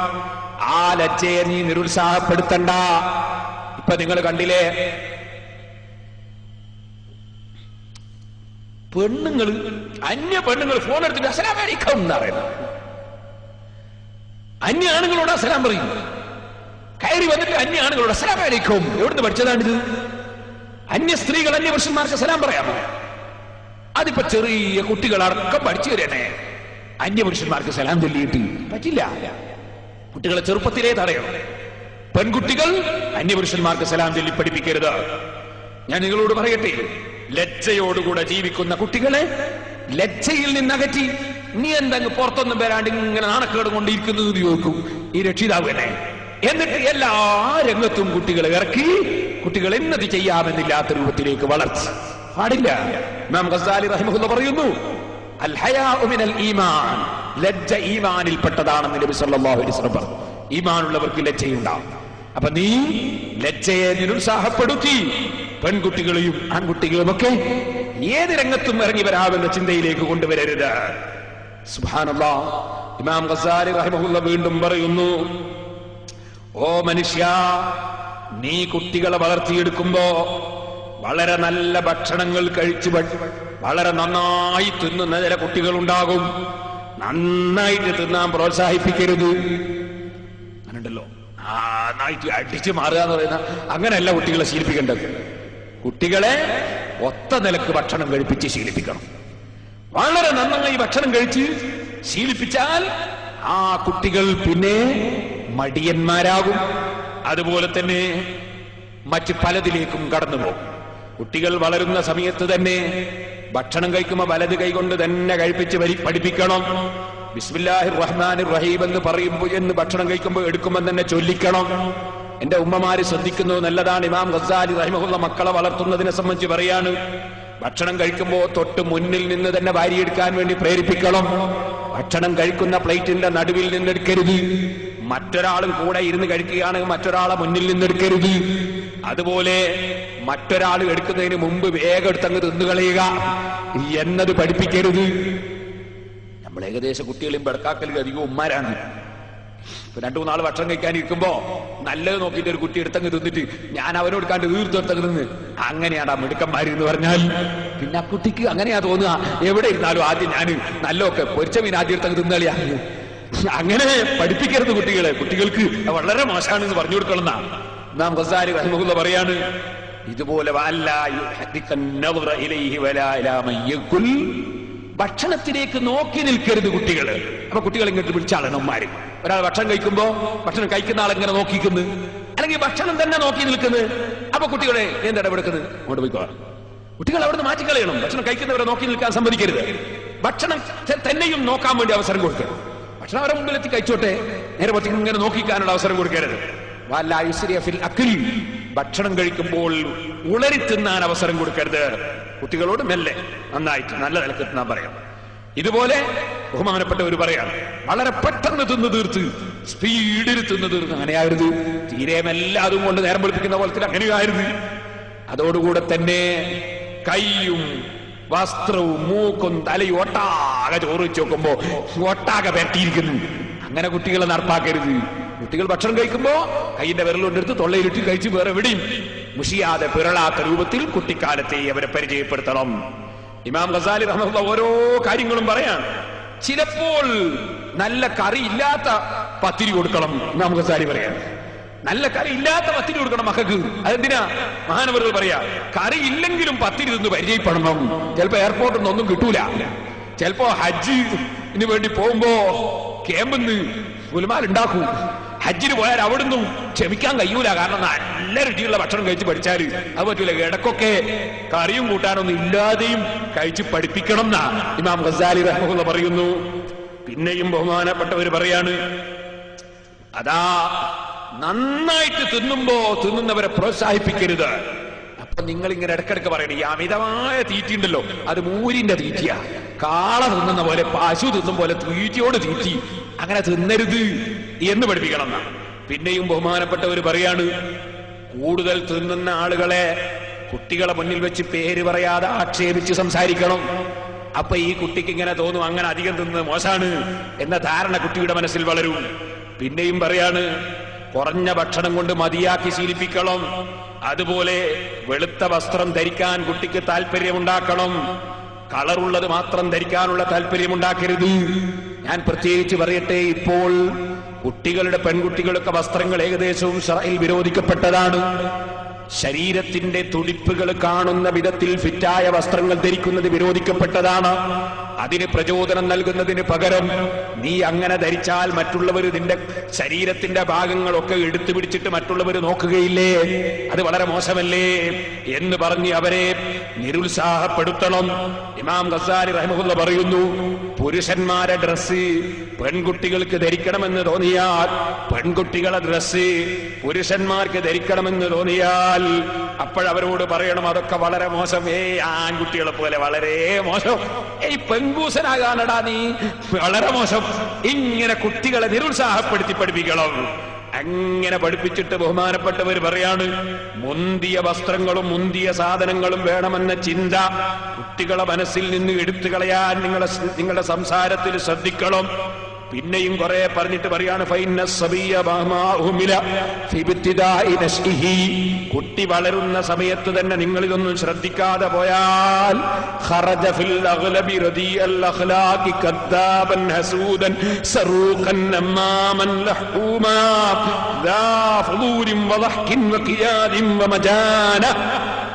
നിങ്ങൾ അതൊന്നും കുട്ടിയുടെ ജീവിതം കുഞ്ഞുങ്ങളല്ലേ എന്ന് വിചാരിച്ച് നിങ്ങൾ അങ്ങ് വിട്ടാൽ ഈ കുട്ടികൾ കുറച്ചു കാലം കഴിയുമ്പോ പച്ചക്കള്ളം പറയുന്നവരായി മാറും. കാരണം അവൻ വിചാരിച്ച പോലത്തെ കിട്ടാൻ വേണ്ടി കള്ളം പറയും. ചിലപ്പോ ചില കുട്ടികളുണ്ട് ബസ് കയറിയിട്ട് പൈസ കൊടുക്കാണ്ടെങ്കിൽ പോരും. മടങ്ങി വന്നിട്ട് ഉമ്മാനോട് പറയും, ഞാൻ ഇന്ന് ബസ് കയറിയിട്ട് പൈസ കൊടുത്തിട്ടില്ല. അപ്പൊ നേരാ തരക്കേടില്ല നീ. അപ്പൊ ഈ കുട്ടിക്ക് തോന്നും നാളെയും കൊടുക്കാണ്ട് ഒപ്പിക്കണം. വേണമെങ്കിൽ ഏതെങ്കിലും മസാല പറയുന്ന വലിയാരുണ്ടാവും, കൊടുത്തില്ല കുഴപ്പമില്ല എന്ന് പറയാൻ. ഇന്നാലില്ലായോ എന്നായാലും രാജു. ഈ കുട്ടി കള്ളനായി വളരും, ചതിയനായി വളരും. അത് വളർന്നതിന്റെ ഉത്തരവാദി തരക്കേടില്ലല്ലോ എന്ന് പറഞ്ഞ ഉമ്മയാ. നേരെ മറിച്ച് ആ ഉമ്മ അപ്പൊ തന്നെ ബസ്സിൽ കയറി പൈസ കൊടുത്തില്ലാന്നോ, സുബ്ഹാനല്ലാഹ്, എന്റെ മോനോ എന്റെ ഉപ്പാനെ നിന്റെ ഉപ്പാനെ പറയിക്കേ, എന്നെ പറയിക്കേ, എന്ത് പണിയാ നീ എടുത്തത്? ആ ബസ്സിന്റെ പേരെനിക്കറിയാവോ, എന്റെ കണ്ടക്ടർ അറിയാവോ? അത് കൊടുക്കണം നീ. ഇനി മേലൊരു കാലത്തും ചെയ്തു പോരുത് കേട്ടോ. പഠിച്ചവനെ ചതിച്ചിട്ട് വന്നോ, എന്റെ പോക്കിന് ബർക്കത്തുണ്ടാവോ, എന്റെ ഇൽമിന് ബർക്കത്തുണ്ടാവോ, എന്റെ ജീവിതത്തിന് ബർക്കത്തുണ്ടാവോ? നീ കുട്ടിക്കാലത്ത് ചതിച്ചിട്ടാണ് പഠിക്കുന്നത്. അതിന്റെ ഗൗരവം കേട്ടിട്ട് വേണം ആ കുട്ടി, ഇനി മേലിൽ ഒരു മനുഷ്യനെ ഞാൻ ചതിക്കുകയില്ല എന്നാ കുട്ടിക്ക് ധരിക്കാൻ. നേരെ മറിച്ച് ആള് തരക്കേടില്ല, പിന്നെ വരുമ്പോ എല്ലാരോടും വേണേ പറയൂ, എന്റെ അർത്ഥം ഇവനുണ്ടല്ലോ ഭയങ്കര വികൃതിയാണ്, ഭയങ്കര ബളവനുമാ, എന്നിട്ട് ഇന്ന് ബസ്സുകാർ ഇത് പൈസ കൊടുക്കാണെങ്കിൽ മതി എന്നായി എന്ന് പറഞ്ഞാൽ ഇവര് തോന്നും അങ്ങനെ തന്നെയാ വേണ്ടത്. ബാക്കിയുള്ള കുട്ടികൾക്കും തോന്നും അങ്ങനെയാ വേണ്ടത്. മുഴുവൻ കുട്ടികളും കള്ളന്മാരാവും. അതാ ഇമാം ഗസാലി റഹിമഹുല്ലാഹ് പറഞ്ഞു, ഖദ്ദാബൻ ഹസൂദൻ.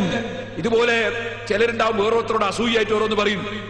ഒരാള് നമ്മളെ പുരേന്റെ നേരെ അപ്പുറത്തെ പുരയിൽ അയാള് അടുത്ത ദുബായി പോയതാ. പെട്ടെന്ന് വന്ന് നോക്കുമ്പോ അയാൾക്ക് ഭയങ്കര കാറ്, ഭയങ്കര ബിൽഡിങ്, ഭയങ്കര ഉഷാറ്. അപ്പൊ വാപ്പയും ഉമ്മയും കുത്തിട്ട് ഇങ്ങനെ മോന് എവിടുന്നോ കാട്ടുണ്ടോന്ന് ആയിരിക്കും, അല്ലേ അങ്ങനെയായിരിക്കും ഇങ്ങനെയായിരിക്കും അസൂയോട്ട് ഇങ്ങനെ പറയാ. വേണ്ടതുപോലെ ചിന്തിച്ചില്ലെങ്കിൽ സറൂഖൻ, നിങ്ങളെ മക്കൾ കള്ളന്മാരാവും കേട്ടോ. സ്കൂളിൽ നിന്ന് വന്നിട്ട് ഒരു കുട്ടി പറയാ, ഞാന് പീടിയെന്ന് ആ ചങ്ങായി അങ്ങോട്ട് നോക്കുമ്പോ മെല്ലെ ഭരണി നിർമുട്ടായി എടുത്ത്, അത് ഉമ്മാനോടാ വന്ന് പറയുന്നു. അപ്പൊ ഉമ്മ നേരാ ഇപ്പൊ കണ്ടിട്ടുണ്ട്, ആരും കണ്ടിട്ടില്ല അവിടെ ഒരു ഞാള് തിരക്കിടില്ലല്ലോ എന്ന് പറഞ്ഞാ നാളെ 2 മുട്ടായി കക്കാൻ നോക്കും. ആ കുട്ടി കള്ളനായി മാറും. പിന്നെ നീ നിന്റെ മകനെ കാണാൻ നീ ജയിലിൽ പോകേണ്ടി വരും. അതാ ഇമാം ഗസാലി റഹ്മത്തുള്ളാഹി പറയും, സറൂഖൻ, കള്ളനായി വളരും കുട്ടികൾ, നമ്മാമൻ, ഏഷടിക്കാരനായി വളരും കുട്ടികൾ. കാരണം നിന്റെ മനസ്സങ്ങനെയാണ്, എന്റെ മക്കളുണ്ടാവും അങ്ങനെ തന്നെ. ഏഷടിയും ഭീഷണിയായിട്ട് പോകുമ്പോ മക്കളും ഇങ്ങനെ ഏഷടിയും ഭീഷണിയായിട്ട് അങ്ങനെ നടന്നു പോകും. അങ്ങനെ നീ വളരെ മോശമായ കാര്യങ്ങൾ നാവ് കൊണ്ട് പറഞ്ഞ് ചിരിപ്പിക്കാൻ തുടങ്ങിയാൽ നിന്റെ മക്കളും അതേ രൂപത്തിലാകും. ഇമാം ഗസാലി റഹ്മത്തുള്ളാഹി അലൈഹി വളരെ വിശദമായി കുട്ടികളെ വളർത്തുമ്പോൾ ശ്രദ്ധിക്കേണ്ട കാര്യങ്ങൾ പറയുകയാണ്. എന്നിട്ട് ബഹുമാനപ്പെട്ടവർ പറയുന്നു, മക്കളെ, നിങ്ങളുടെ സ്വന്തം മക്കളെ കൃത്യമായി നിങ്ങൾ മദ്രസയിലെത്തിക്കണം. നിങ്ങൾ കൃത്യമായി പഠിപ്പിക്കുന്ന ഉസ്താദിനടുക്കലെത്തിക്കണം, ടീച്ചർമാരുടെ അടുക്കലെത്തിക്കണം. അവരെ കുറിച്ച് നല്ല മതിപ്പുണ്ടാക്കണം.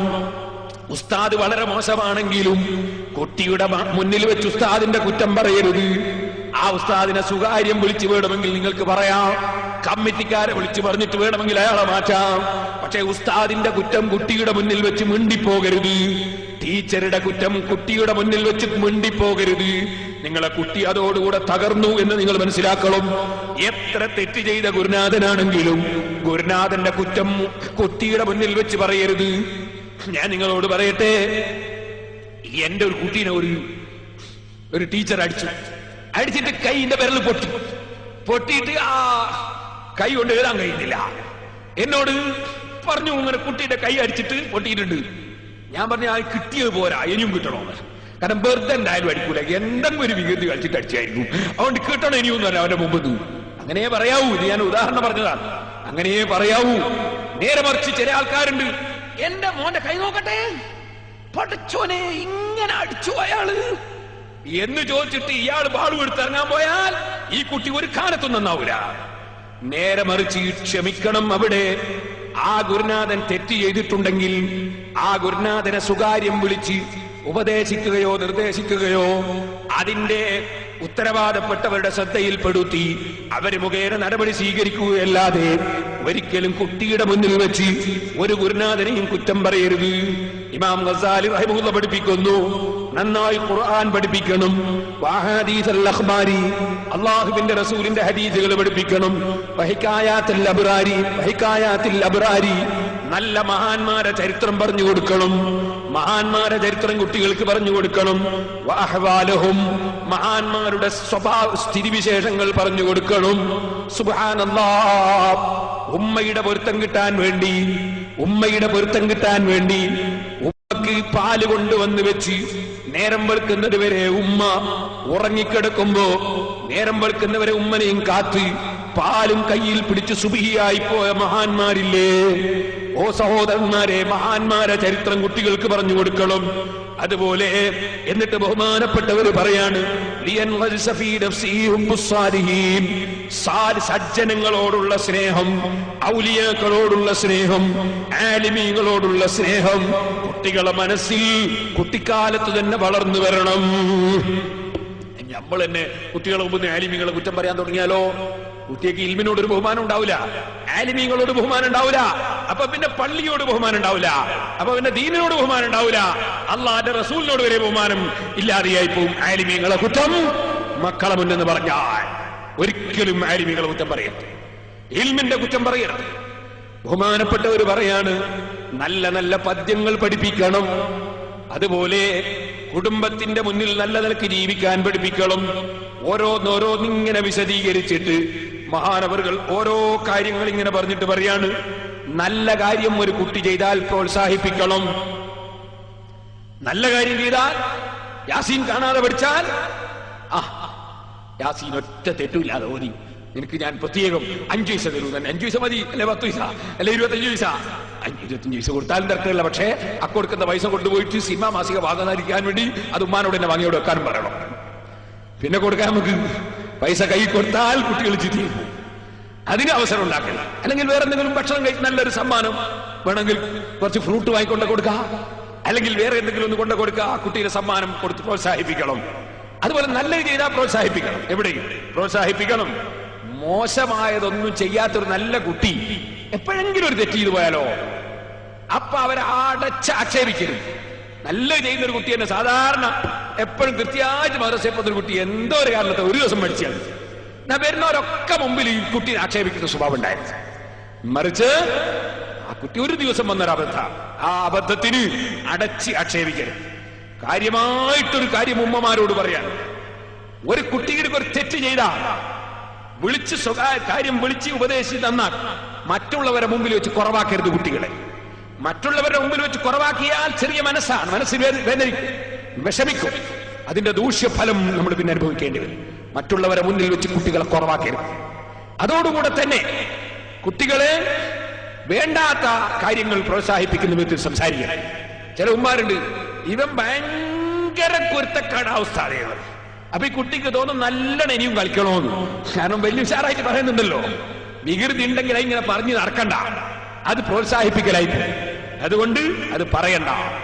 ഒന്നുകൂടി പറയട്ടെ, ചിലരുണ്ട് മകനൊരു ചെറിയ തെറ്റ് ചെയ്തു, അത് ചില ഭർത്താക്കന്മാർക്കുണ്ട സൂക്കേട്, അല്ലാത്തവർക്കുണ്ട സൂക്കേട്. ഒരു തെറ്റ് ചെയ്താല് ഒരു പ്രാവശ്യം പറഞ്ഞ് അത് ഗൗരവം കാണിച്ച് അങ്ങ് നിർത്തിക്കളയാം. പിന്നെ അതിങ്ങനെ പറഞ്ഞോണ്ടിരിക്കരുത്. ചില സ്ത്രീകളുണ്ട്, ഒരു തെറ്റൊരു കുട്ടി ചെയ്താല് പിന്നെ അതിങ്ങനെ നേരം വെളുത്തി പിന്നെ ഒരു 2 ആഴ്ച കേൾക്കും, പിന്നെ അത് തന്നെ പാടലായി. അത് ചില പുരുഷന്മാർക്കുണ്ടാ സ്വഭാവം. ഒരു കാര്യം വന്നാൽ ഒരു പ്രാവശ്യം പറഞ്ഞങ്ങ് നിർത്തിക്കളയുള്ളൂ. പിന്നെ അതിങ്ങനെ പറഞ്ഞാലോ പിന്നെ അവനിന്റെ ബാക്കിന് ഒരു വില ഉണ്ടാവില്ല. അതിങ്ങനെ എത്ര ദിവസമായി കേൾക്കുന്നു, എപ്പോഴും ഇങ്ങനെ പറയൂ, കഴിഞ്ഞതിന്റെ വില കഴിഞ്ഞു. അങ്ങനെ പറയരുത്. ഒറ്റ പ്രാവശ്യം, ഒരു പ്രാവശ്യം അതിന്റെ ഗൗരവത്തോടുകൂടെ പറഞ്ഞ് അത് നിർത്തിക്കളയണം. പിന്നെ പറയാൻ പോയാ അപ്പൊ പിന്നെ 2ാമതൊരു പ്രാവശ്യം വരും അവന് തന്നെ അത് ഓർമ്മ ഉണ്ടാവും. നേരെ മറിച്ച് നമ്മൾ അതിങ്ങനെ കുറേ പറഞ്ഞാലോ അതിന്റെ എല്ലാ വിലയും നശിച്ചു പോകും. ഇങ്ങനെ പറഞ്ഞുകൊണ്ട് ബഹുമാനപ്പെട്ട ഇമാം ഗസാലി റഹിമഹുല്ലാഹ് പറഞ്ഞ കാര്യങ്ങൾ ഞാൻ ഇന്നലെ നിങ്ങൾക്ക് സൂചിപ്പിച്ചില്ലേ. ആക്ഷേപിച്ചുകൊണ്ട് ഒരാളെയും ആക്ഷേപിച്ച് സംസാരിക്കാൻ കുട്ടികളെ വിടരുത്. നീ എന്തിനാണ് അത് നോക്കുന്നത്? നീ ചെറിയ കുട്ടിയല്ലേ, നീ എന്തിനാ ഇത്ര വലിയ ആൾക്കാരുടെ വിഷയത്തിൽ ഇടപെടുന്നു എന്ന് ചോദിച്ചാൽ അപ്പൊ തന്നെ നിരുത്സാഹപ്പെടുത്തി കളയണം. അതുപോലെ തന്നെ ഉമ്മമാര് ശ്രദ്ധിക്കണം, സ്വന്തം ബാപ്പയെ കുറിച്ച് നല്ല മതിപ്പുണ്ടാക്കണം മക്കൾക്ക്. ബാപ്പാന്റെ കുറ്റം മക്കളെ മുന്നെന്ന് പറയരുത്. ചില സ്ത്രീകള് മക്കളെല്ലാം ഇരുത്തിയിട്ടാ പറയാ, നിന്റെ ഉപ്പ അങ്ങനെ തന്നെയല്ലേ, നിന്റെ ഉപ്പാന്റെ കളി അങ്ങനെ തന്നെയല്ലേ. ഇങ്ങനെ പറഞ്ഞാൽ ഈ ബാപ്പനെ കുറിച്ച് ഈ ചെറിയ മക്കളെ മനസ്സിലുള്ള മതിപ്പ് മുഴുവൻ നഷ്ടപ്പെട്ടു പോകും. ആ മക്കളെ വളർത്താനും നന്നാക്കാനും ബാപ്പക്ക് കഴിയില്ല. ബാപ്പനെ സംബന്ധിച്ച് എപ്പോഴും ഉമ്മ നല്ല മതിപ്പുണ്ടാക്കുന്നതേ പറയാവൂ. ഇതുപോലെ ഉമ്മാനെ സംബന്ധിച്ച് ബാപ്പയും മതിപ്പുണ്ടാക്കുന്നതേ പറയാവൂ. ബാപ്പ ഉമ്മാനെ സംബന്ധിച്ച് വളരെ മോശമായ നിലക്ക് മക്കളെ മുന്നിൽ സംസാരിച്ചാൽ ഉമ്മക്ക് ഒരു വിലയും പിന്നെ മക്കൾ കൽപ്പിക്കൂല. അപ്പൊ ഉമ്മാക്ക് ഈ മക്കളെ വളർത്തിയെടുക്കാൻ സാധ്യമല്ല. അതുകൊണ്ട് തന്നെ നിന്റെ ഉമ്മയല്ലേ അത്, നിന്നെ പ്രസവിച്ചതാ ഉമ്മയല്ലേ, നിന്നെ പോറ്റിയതാ ഉമ്മയല്ലേ, നിന്നെ ഇതുവരെയും എല്ലാം ചെയ്ത ഉമ്മയല്ലേ. ആ ഉമ്മ പറയും പോലെ നിനക്ക് കേട്ടുവിടടാ, ആ ഉമ്മ പറഞ്ഞാൽ നിനക്ക് അനുസരിച്ചുവിടടാ. ഈ നിലക്ക് ഉമ്മ അഥവാ പറഞ്ഞ് മോശമാണെങ്കിൽ ഉമ്മാനോട് സുകാര്യം പറയണം, നീ പറഞ്ഞ് മോശമായിപ്പിക്കട്ടോ, ഇനി വല്ല അങ്ങനെ പറയണ്ട. ഈ കുട്ടിന്റെ മുന്നിൽ ഉമ്മാനെ ശാസിക്കരുത്. മറിച്ച് ഈ ഉമ്മയോടുള്ള മതിപ്പ് നിലനിർത്താൻ വേണ്ടി സാധിക്കണം. ഇതുപോലെ ബാപ്പയെ സംബന്ധിച്ച് വലിയ മതിപ്പുണ്ടാക്കണം. കുട്ടികളെ കുട്ടിക്കാലത്തെ സുബഹിന്റെ സമയത്ത് തന്നെ വിളിച്ചു ഉണർത്തണം. കുട്ടിക്കാലത്ത് വിളിച്ചു ഉണർത്തിയെങ്കിൽ മാത്രമേ കുട്ടികൾ സുബഹി നിസ്കാരം ഖളാക്കാതെ പഠിക്കുകയുള്ളൂ. ഞാൻ നിങ്ങളോട് പറയട്ടെ, സുന്നത്ത് നിസ്കാരങ്ങളും സുന്നത്തായ അമലുകളും കുട്ടികളെ പരിചയപ്പെടുത്തണം. രാവിലെ തന്നെ ഖുർആൻ ഓതാൻ വേണ്ടി കുട്ടികൾക്ക് പ്രചോദനം നൽകണം. അല്ലാഹുവിന്റെ കലാം കൊണ്ട് തുടങ്ങട്ടെ അവന്റെ ജീവിതത്തിന്റെ തുടക്കം. രാവിലെ ഖുർആൻ ഓതിയിട്ട് തുടങ്ങട്ടെ അവന്റെ ജീവിതം. അങ്ങനെ വളരുന്ന കുട്ടിയാണ് നിനക്ക് ദുനിയാവിലും ആഖിറത്തിലും ഉപകരിക്കുന്ന കുട്ടി. ആ ബോധം എന്റെ ഉമ്മമാരെ വേണം. എന്റെ ചെറിയ മോനല്ലേ, ഞാനെങ്ങനെ വിളിക്കാ, ഉറങ്ങിക്കോട്ടെ എന്ന് വിചാരിക്കണ്ട. നിന്റെ മകനെ നരകത്തിലെ തീയിൽ രക്ഷപ്പെടുത്താനാണ് ഇത് പറയുന്നത്. അല്ലാഹുവിന്റെ റസൂൽ പറഞ്ഞില്ലേ, 7ാമത്തെ വയസ്സിൽ തന്നെ കുട്ടികളോട് നിസ്കരിക്കാൻ കൽപ്പിക്കണം. പിന്നെയോ അവരെ ഭീഷണിപ്പെടുത്തി, എടാ നിസ്കരിച്ചിട്ടില്ലടാ, ഗൗരവത്തോടെ ഭീഷണിപ്പെടുത്തി നിസ്കരിപ്പിക്കണം. 10 വയസ്സായാൽ അവൻ നിസ്കരിക്കുന്നില്ലെങ്കിൽ അടിച്ച് നിസ്കരിപ്പിക്കണം. ഇതുപോലെ നോമ്പെടുത്ത് ശീലിപ്പിക്കണം. ശീലിപ്പിച്ചില്ലെങ്കിലോ അവൻ നല്ല യുവാവാകുന്ന സമയത്ത് പ്രായം ചെന്ന നിന്നെ കൊണ്ട് അവൻ പത്തിരി ചുടിച്ച്, നീ നോമ്പായിരിക്കും നിന്റെ മകന് നീ പത്തിരി ചുട്ടു കൊടുക്കേണ്ടി വരും. നീ അപ്പം കൈകടിക്കും. അപ്പം കൈകടിച്ചിട്ട് കാര്യമില്ല. കുട്ടിക്കാലത്ത് തന്നെ കുട്ടികളെ നോമ്പെടുത്ത് ശീലിപ്പിക്കണം. മക്കളോടുള്ള സ്നേഹമെന്ന് പറയുന്നത് കുറെ ഭൗതികമായ കാര്യങ്ങൾ ചെയ്യലല്ല. ശരിയായ സ്നേഹമുണ്ടെങ്കിൽ എന്റെ മകൻ കാലകാലം നരകത്തിൽ കിടക്കരുതെന്ന ചിന്ത വേണം. ഉമ്മമാരെ, എന്റെ മകൾ കാലകാലം നരകത്തിൽ കിടക്കരുതെന്ന ചിന്ത വേണം. എന്റെ മകളിപ്പോ ഫാഷനിലങ്ങ് ഇറങ്ങിപ്പോകണമെന്നല്ല ചിന്തിക്കേണ്ടത്. എന്റെ മകൻ തൽക്കാലം നല്ല പരിക്കാരിയാകണമെന്നല്ല ചിന്തിക്കേണ്ടത്. എന്റെ മകൻ കാലകാലം ഇന്നുള്ള തീയുണ്ടല്ലോ നമ്മളെ കയ്യിലെത്തി, അതിന്റെ 70 ഇരട്ടി ചൂടുള്ള തീയാണ് ജഹന്നമിന്റെ തീ. ആ തീയിൽ എന്റെ മക്കൾ കാലകാലം കിടക്കരുതെന്ന ബോധം നമ്മുടെ മനസ്സിലുണ്ടാകണം. കുട്ടികൾ പഠിക്കുന്ന പുസ്തകങ്ങളും സ്ലേറ്റും പെൻസിലും ഒക്കെ നല്ല നിലയ്ക്ക് ശ്രദ്ധിച്ചുകൊണ്ട് അവരെ പരിചയിപ്പിക്കണം. അതിലൊന്ന് നഷ്ടപ്പെടുത്തിയാൽ എന്തുകൊണ്ട് നഷ്ടപ്പെടുത്തി എന്ന് ചോദ്യം ചെയ്യണം. അതേ, ഒരു നയാകാശ് പോലും അനാവശ്യം ചെലവഴിക്കാൻ അനുവദിക്കരുത്. അനാവശ്യമായി ചെലവഴിക്കുന്നവരെ അവരെ മുന്നിൽ വെച്ച് നമ്മൾ ആക്ഷേപിച്ച് സംസാരിക്കണം. ഇങ്ങനെ തുടങ്ങിയിട്ട് ബഹുമാനപ്പെട്ടവർ നീട്ടി പറഞ്ഞുകൊണ്ട് പറയാണ്, ദുന്യാവിനെ പ്രേമിക്കുന്നവനാക്കി വളർത്തരുത്. ദുന്യാവിന് വേണ്ടി എന്തും ചെയ്യുന്നവനാക്കി കുട്ടികളെ വളർത്തരുത്. പണവും പൊന്നുമൊക്കെ പാമ്പും തേളുമാണെന്ന് പഠിപ്പിക്കണം. എനിക്കെന്റെ ബാപ്പനോട് ഭയങ്കര സ്നേഹം ഇപ്പോഴും മനസ്സിലുള്ളൊരു വിഷയമുണ്ട്. നല്ല കടകടാന്ന് പറയുന്നൊരു 100ന്റെ നോട്ട് കിട്ടി എനിക്ക്. അപ്പൊ ഞാനതെടുത്തൊന്ന് ചുംബിച്ചു. എന്റെ ബാപ്പ ഇനിയൊരു ചീത്ത അറിയാൻ പാടില്ല, അത്ര ദുന്യാവിനെ സ്നേഹിച്ചാ പറ്റൂല എന്ന് പറഞ്ഞിട്ട് ബാപ്പ കുറെ ഗൗരവത്തിന് സംസാരിച്ചു എന്നോട്. അല്ലാഹു തആല അവിടുത്തെ ഖബറിനെ സന്തോഷത്തിലാക്കട്ടെ. ഒരിക്കലും ദുന്യാവിനെ പ്രേമിക്കുന്നവനാക്കി മക്കളെ വളർത്തരുത്. ദുന്യാവ് താഴ്ന്ന സാധനമാണെന്ന ചിന്ത മക്കളെ മനസ്സിൽ വളർത്തണം. മുന്തിയ ജീവിതം ആഖിറമാണെന്ന ചിന്ത വളർത്തണം. ചുരുക്കി പറയട്ടെ, ഇമാം ഗസാലി 1-2 കാര്യങ്ങൾ കൂടി ഞാൻ സൂചിപ്പിക്കുന്നു. ജനങ്ങളെ മുന്നിൽ വെച്ച് കാർക്ക് ചുറ്റി ജനങ്ങളെ മുന്നിൽ തുപ്പിയാൽ അപ്പം വിളിച്ചു പറഞ്ഞു, ഇനി മേലിൽ ജനങ്ങളെ മുന്നിൽ തുപ്പരുത്. അതുപോലെ മൂക്ക് നിങ്ങൾ ഒലിക്കുന്നുണ്ടാകും ചില കുട്ടികളെ. ഒലിക്കുന്ന സമയത്ത് തന്നെ മൂക്ക് പിടിച്ച് വൃത്തിയാക്കാൻ കുട്ടിക്കാലത്തെ പരിചയിപ്പിക്കണം. ജനങ്ങളെ മുന്നിൽ കോട്ട് വായിടുന്ന കുട്ടികൾ അപ്പൊ പറയണം, ജനങ്ങളെ മുന്നിൽ തന്നെ തുറക്കരുത്. തുറക്കാൻ നിർബന്ധമാണെങ്കിൽ തന്നെ ഇങ്ങനെ കൈവെക്കണം എന്ന് പറഞ്ഞ് കൈയിന്റെ പുറം വെക്കാൻ വേണ്ടി പഠിപ്പിക്കണം. ഇതുപോലെ നീ ഒരു സ്ഥലത്ത് ഇരിക്കുമ്പോ വേറൊരാളെ മുഖത്തിന്റെ നേരെ നീ പോയിട്ട് നിന്റെ മലദ്വാരത്തിന്റെ ഭാഗമാകുന്ന രൂപത്തിൽ നിൽക്കുകയോ ഇരിക്കുകയോ ചെയ്യരുത് എന്ന് പഠിപ്പിക്കണം. അതുപോലെ ഇമാം ഗസാലി റഹിമഹുല്ലാഹ് പറയുന്നു, മറ്റൊരാളുടെ തലയുടെ നേരെ നിന്റെ കാല് നീട്ടരുത് എന്ന് പഠിപ്പിക്കണം. മറ്റൊരാളുടെ തലയുടെ നേരെ നിന്റെ കാല് നീട്ടരുത് എന്ന് കുട്ടികളെ പഠിപ്പിക്കണം. താടിക്ക് കൈ കൊടുക്കരുത് എന്ന് പഠിപ്പിക്കണം. ഇമാം റഹിമഹുല്ലാഹ് പറയാൻ, താടിക്ക് കൈ കൊടുക്കരുത് എന്ന് കുട്ടികളെ പഠിപ്പിക്കണം. കുട്ടികൾ മടിയന്മാരായി ഉറക്കന്മാരായിട്ട് വളരും ഈ താടിക്ക് കൈ കൊടുത്ത് ചെറുപ്പത്തിലെ പഠിച്ചാൽ. അതുകൊണ്ട് താടിക്ക് കൈ കൊടുക്കരുത് എന്ന് പഠിപ്പിക്കണം. ഇങ്ങനെ പഠിപ്പിച്ചുകൊണ്ട് ബഹുമാനപ്പെട്ടവർ പറയാണ്, ഇരിക്കുന്ന സമയത്ത് വലിയവരിയ്ക്കുമ്പോ അവിടെ പോയി നീ ഇരിക്കരുത്. വലിയവർ നിൽക്കുന്ന സദസ്സിൽ പോയിട്ട് നീ സംസാരിക്കരുത്. നീ ഇങ്ങോട്ടൊരു ആവശ്യം വരാതെ അങ്ങോട്ട് സംസാരം തുടങ്ങരുത്. വെറുതെ സംസാരം തുടങ്ങരുത്. ആവശ്യം വരുമ്പോഴേ സംസാരിക്കാവൂ. ചോദിച്ചതിന്റെ മറുപടിയെ പറയാവൂ. ഫീസില്ലാതെ ഹാജരാകുന്ന വക്കീലിന്റെ മാതിരി നീ ഹാജരാകരുത് വിഷയത്തിൽ. കുട്ടികളെ ഓരോന്നും ചെറുപ്പത്തിനെ വളർത്തി പഠിപ്പിക്കണം. അനാവശ്യം സംസാരിക്കുന്നത് നിർത്തിക്കണം. കൂടുതൽ സംസാരിക്കുന്നത് ദുഷ്ടന്മാരെ സ്വഭാവമാണെന്ന് പഠിപ്പിക്കണം. ചിലരുണ്ടല്ലേ എപ്പോഴും ഇങ്ങനെ സർവറാൻ സംസാരിക്കും, ദുഷ്ടന്മാരെ സ്വഭാവമാണെന്നാ ഇമാം ഗസാലി റഹിമഹുല്ലാഹ് പറയും. ആവശ്യമുള്ളത് സംസാരിക്കുക, ആവശ്യമില്ലാത്ത സംസാരിക്കാതിരിക്കുക. അതാണ്. പിന്നെ മഹാനവറുകൾ പറയാണ്, സത്യമായാലും കളവായാലും സത്യം ചെയ്യാൻ അനുവദിക്കരുത്.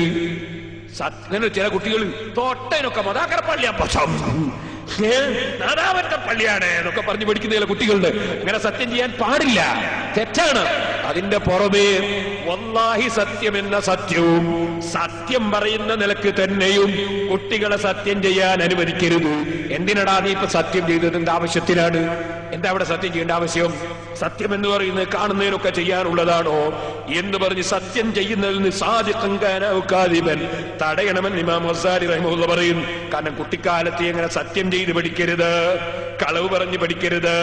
ഇങ്ങനെ ഓരോ വിഷയങ്ങളും ബഹുമാനപ്പെട്ട ഇമാം ഗസാലി റഹ്മത്തുള്ളാഹി അലൈഹി പഠിപ്പിച്ചുകൊണ്ട് പറയുന്നു. മദ്രസയിലേക്ക് പോകുമ്പോ അതുപോലെ മറ്റു പള്ളിയിലേക്ക് പോകുമ്പോക്കെ കഴിയുന്നതും അവരുടെ കാലിൽ തന്നെ നടത്തി പറഞ്ഞേക്കാൻ നോക്കണം. വളരെ ദൂരെയാണെങ്കിൽ നേഴ്സറിന്റെ വണ്ടി വരാൻ പാടില്ല എന്നർത്ഥമില്ല, കുറച്ചൊക്കെ നടത്തി പഠിക്കണം. ഇല്ലെങ്കിൽ കുട്ടികൾ തീരെ മടിയന്മാരായി പോകും. അങ്ങനെ കുട്ടികൾ നടക്കണം. കുട്ടികൾ വളരുമ്പോൾ നല്ല നിലക്ക് വളരണം. അങ്ങനെ വളർന്ന കുട്ടികളെ കൊണ്ട് പിൽക്കാലത്ത് വലിയ ഫലം ചെയ്യും. എപ്പോഴും വൃത്തിയോടെ ജീവിക്കാൻ വേണ്ടി അവർക്ക് പ്രചോദനം നൽകണം. ഷർട്ടും തുണിയൊക്കെ മുഷിഞ്ഞിട്ടല്ല വേണ്ടത്. എപ്പോഴും പല്ല് തേക്കുന്നുണ്ടോ എന്ന് ശ്രദ്ധിക്കണം. അതുപോലെ ഭക്ഷണം കഴിച്ചാൽ കൈ കഴുകുന്നുണ്ടോ എന്ന് ശ്രദ്ധിക്കണം. അതുപോലെ ഉറങ്ങുന്ന സമയത്ത് പല്ല് തേക്കുന്നുണ്ടോ എന്ന് ശ്രദ്ധിക്കണം. ഇല്ലെങ്കിൽ പല്ല് തേച്ചിട്ടേ ഉറങ്ങാവൂ എന്ന് നിർബന്ധിക്കണം. കഴിയുന്നതും ഒതുവെടുത്തിട്ട് ഉറങ്ങാൻ വേണ്ടി പ്രചോദനം നൽകണം. അള്ളാഹുവിനെ കുറിച്ചുള്ള ചിന്ത കുട്ടികളെ മനസ്സിൽ വളർത്തണം. തെറ്റുകളിൽ നിന്ന് കുട്ടികളെ അകറ്റണം. ആ നിലക്ക് നല്ല ജീവിതം നയിച്ചുകൊണ്ട് കുട്ടികളെ വളർത്തിക്കൊണ്ടുവന്നാൽ കുട്ടികൾ നല്ല സ്വഭാവത്തോടെ വളരുന്നു. അങ്ങനെ വളർന്നൊരു ഉന്നതമായ സ്ഥാനത്ത് അവന്റെ യുവത്വകാലത്ത് തന്നെ എത്തിയാൽ അവൻ യുവത്വത്തിൽ മരിക്കട്ടെ, പിന്നീട് മരിക്കട്ടെ, ജീവിതം ആഖിറം വിജയിക്കുന്നു. അത് മുഖേന ബാപ്പയും ചിലപ്പോൾ രക്ഷപ്പെടുന്നു, ചിലപ്പോ ഉമ്മയും രക്ഷപ്പെടുന്നു, കുടുംബവും രക്ഷപ്പെടുന്നു, നാടും രക്ഷപ്പെടുന്നു, വലിയ സമൂഹം രക്ഷപ്പെടുന്നു. അതിനെല്ലാവരും മക്കളെ വളർത്തുമ്പോ ശ്രദ്ധിച്ച് വളർത്തണമെന്നാണ് ഞാൻ പറഞ്ഞതിന്റെ താല്പര്യം. ഒരു ചെറിയ ചരിത്രം പറഞ്ഞുകൊണ്ട് എന്റെ പ്രസംഗം നിർത്തട്ടെ. എന്റെ ചെറുപ്പക്കാരൊക്കെ എഴുന്നേറ്റ് നിൽക്കണം.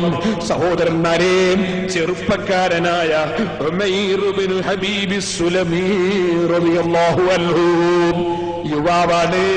പടച്ച റബ്ബിന്റെ ഇബാദത്തിൽ വളർന്നു വരികയാണ്.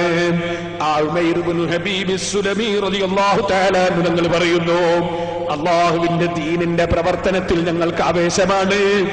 ആ ആവേശത്തോടുകൂടെ ദീനിന്റെ പ്രവർത്തനം നടത്തിക്കൊണ്ടിരിക്കുമ്പോൾ ഞാനും വേറെ ഒരൊട്ടാളുകളും ബനൂ ഉമയ്യ ഗോത്രക്കാരുടെ ഭരണം നടക്കുന്ന കാലത്ത്, അഥവാ ഇന്നലെ ഞാൻ പറഞ്ഞില്ലേ, വലിയ നീതിമാനായ ഭരണാധികാരിയായിരുന്ന ഉമർ ഇബ്നു അബ്ദുൽ അസീസ്, ആ ഉമർ ഇബ്നു അബ്ദുൽ അസീസ് റളിയല്ലാഹു അൻഹു ഭരണം നടത്തുന്ന കാലത്ത് ഞങ്ങളിങ്ങനെ ദീനീ പ്രവർത്തനത്തിന് വേണ്ടി ഇങ്ങനെ നടന്നു പോകുമ്പോ റോമൻ ചക്രവർത്തിയുടെ ആളുകൾ വന്ന് മുസ്ലിം ചെറുപ്പക്കാരായ ഞങ്ങളെ അറസ്റ്റ് ചെയ്തു. അറസ്റ്റ് ചെയ്യപ്പെട്ട ഞങ്ങളെ രാജാവിന്റെ മുമ്പിൽ കൊണ്ടുപോയി ഹാജരാക്കി. ഞങ്ങളെ കൂട്ടത്തിലുള്ളവർ പരിശുദ്ധമായ വിശ്വാസം ഉൾക്കൊണ്ടവരാണ്, ഈമാനുള്ളവരാണ്. ഈമാനിൽ നിന്ന് നിങ്ങൾ വിട്ടുമാറണം, നിങ്ങൾ ക്രിസ്തുമതം അംഗീകരിക്കണം. രാജാവിന്റെ നിർബന്ധമാണ്. അതിന് തുനിയാത്തവരെ കഴുത്തു വെട്ടുകയാണ്. അങ്ങനെ എന്റെ കൂടെയുള്ള 8 സഹോദരന്മാർ അവർ ഈമാൻ സംരക്ഷിച്ചതിന്റെ പേരിൽ, അവർ ഇസ്ലാം മതം വിട്ട് ക്രിസ്ത്യാനിയാകാത്തതിന്റെ പേരിൽ 8 സ്നേഹിതന്മാരുടെയും തലവെട്ടിപ്പോയി. എന്നെ തലവെട്ടിയില്ല. ചെറുപ്പക്കാരനായ എന്നോട് പറഞ്ഞു, നിങ്ങളൊരു ചെറുപ്പക്കാരനല്ലേ, നിങ്ങളെ ഇപ്പോഴൊന്നും ചെയ്യുന്നില്ല. എന്നെ രാജാവിന്റെ പ്രധാനപ്പെട്ട ഒരു സ്നേഹിതനുണ്ട്. ആ സ്നേഹിതൻ ഒരു മന്ത്രിയെ പോലെയുള്ള ആള്. അദ്ദേഹത്തിന്റെ കൂടെ എന്നെ പറഞ്ഞേച്ചു. ഞാൻ ആ വ്യക്തിയുടെ വീട്ടിലേക്ക് എത്തി. ഞാൻ അവിടെ ചെന്നപ്പോ എന്നെ ഈ ചെറുപ്പക്കാരനായ എന്നെ കൂട്ടിക്കൊണ്ടുപോയത് എന്തിനാണ്? എന്റെ ആശയം മാറ്റാനാണ്, എന്റെ ആദർശം പണയം വെക്കാനാണ്. ഞാൻ എന്ത് ചെയ്തു? എന്നെ കൊണ്ടുപോയിട്ട് നിർത്തുന്നത് ഒരു റൂമിലാണ്. ആ റൂമിലതാ സൂര്യനെ പോലെ തിളങ്ങുന്ന ഒരു പെൺകുട്ടി. അത്ര ഭംഗിയുള്ള ഒരു പെൺകുട്ടി വേറെയില്ല. ആ പെൺകുട്ടിയെ കൊണ്ടുവന്ന് എന്റെ മുന്നിൽ ഹാജരാക്കിയിട്ട് പറയുന്നു, ഓ ഉമൈറേ, നീ നിന്റെ ദീനങ്ങ് വിട്ടോ, നിന്റെ ആശയം വിട്ടാൽ ഇവള് നിനക്കുള്ളതാണ്. ഞാൻ ആ ഭാഗത്തേക്ക് തിരിഞ്ഞു നോക്കിയില്ല. ആ പെൺകുട്ടി തന്നെ എന്റെ റൂമിലേക്ക് കടന്നു. ഞാൻ എന്റെ റൂമിൽ വെച്ച് യാതൊന്നിനും തുനിഞ്ഞില്ല. ഞാൻ നിസ്കാരത്തിൽ തന്നെ മുഴുകി. രാജ്യത്തിന്റെ ഭരണാധികാരം പകുതി എന്നെ ഏൽപ്പിക്കാമെന്ന് വരെ പറഞ്ഞു. ഞാൻ അതിനില്ല. അവസാനം ചെയ്ത പണിയാണ്. ഞാനൊരു യുവാവല്ലേ, ചെറുപ്പക്കാരനല്ലേ. എന്നെ വശീകരിക്കാൻ സുന്ദരിയായ പെണ്ണിനെ കൊണ്ടുവന്ന് എന്റെ റൂമിലാക്കി. എന്നിട്ട് വാതിലും അടച്ച് അതാ വീട്ടുകാരൻ പോയി. ഞാൻ അള്ളാഹുവിനെ ഭയപ്പെടുന്നവൾ, ഞാൻ അള്ളാഹുവിന്റെ ദീൻ അംഗീകരിച്ചവൾ. ഒരു പെണ്ണിന് വേണ്ടിയോ എന്തിനു വേണ്ടിയോ എന്റെ ദീന് ഞാൻ പണയം വെക്കുകയില്ല. ഞാൻ ഉറച്ചങ്ങ് പറഞ്ഞപ്പോ സുന്ദരിയായ ആ പെണ്ണ്, ഓ ചെറുപ്പക്കാരേ,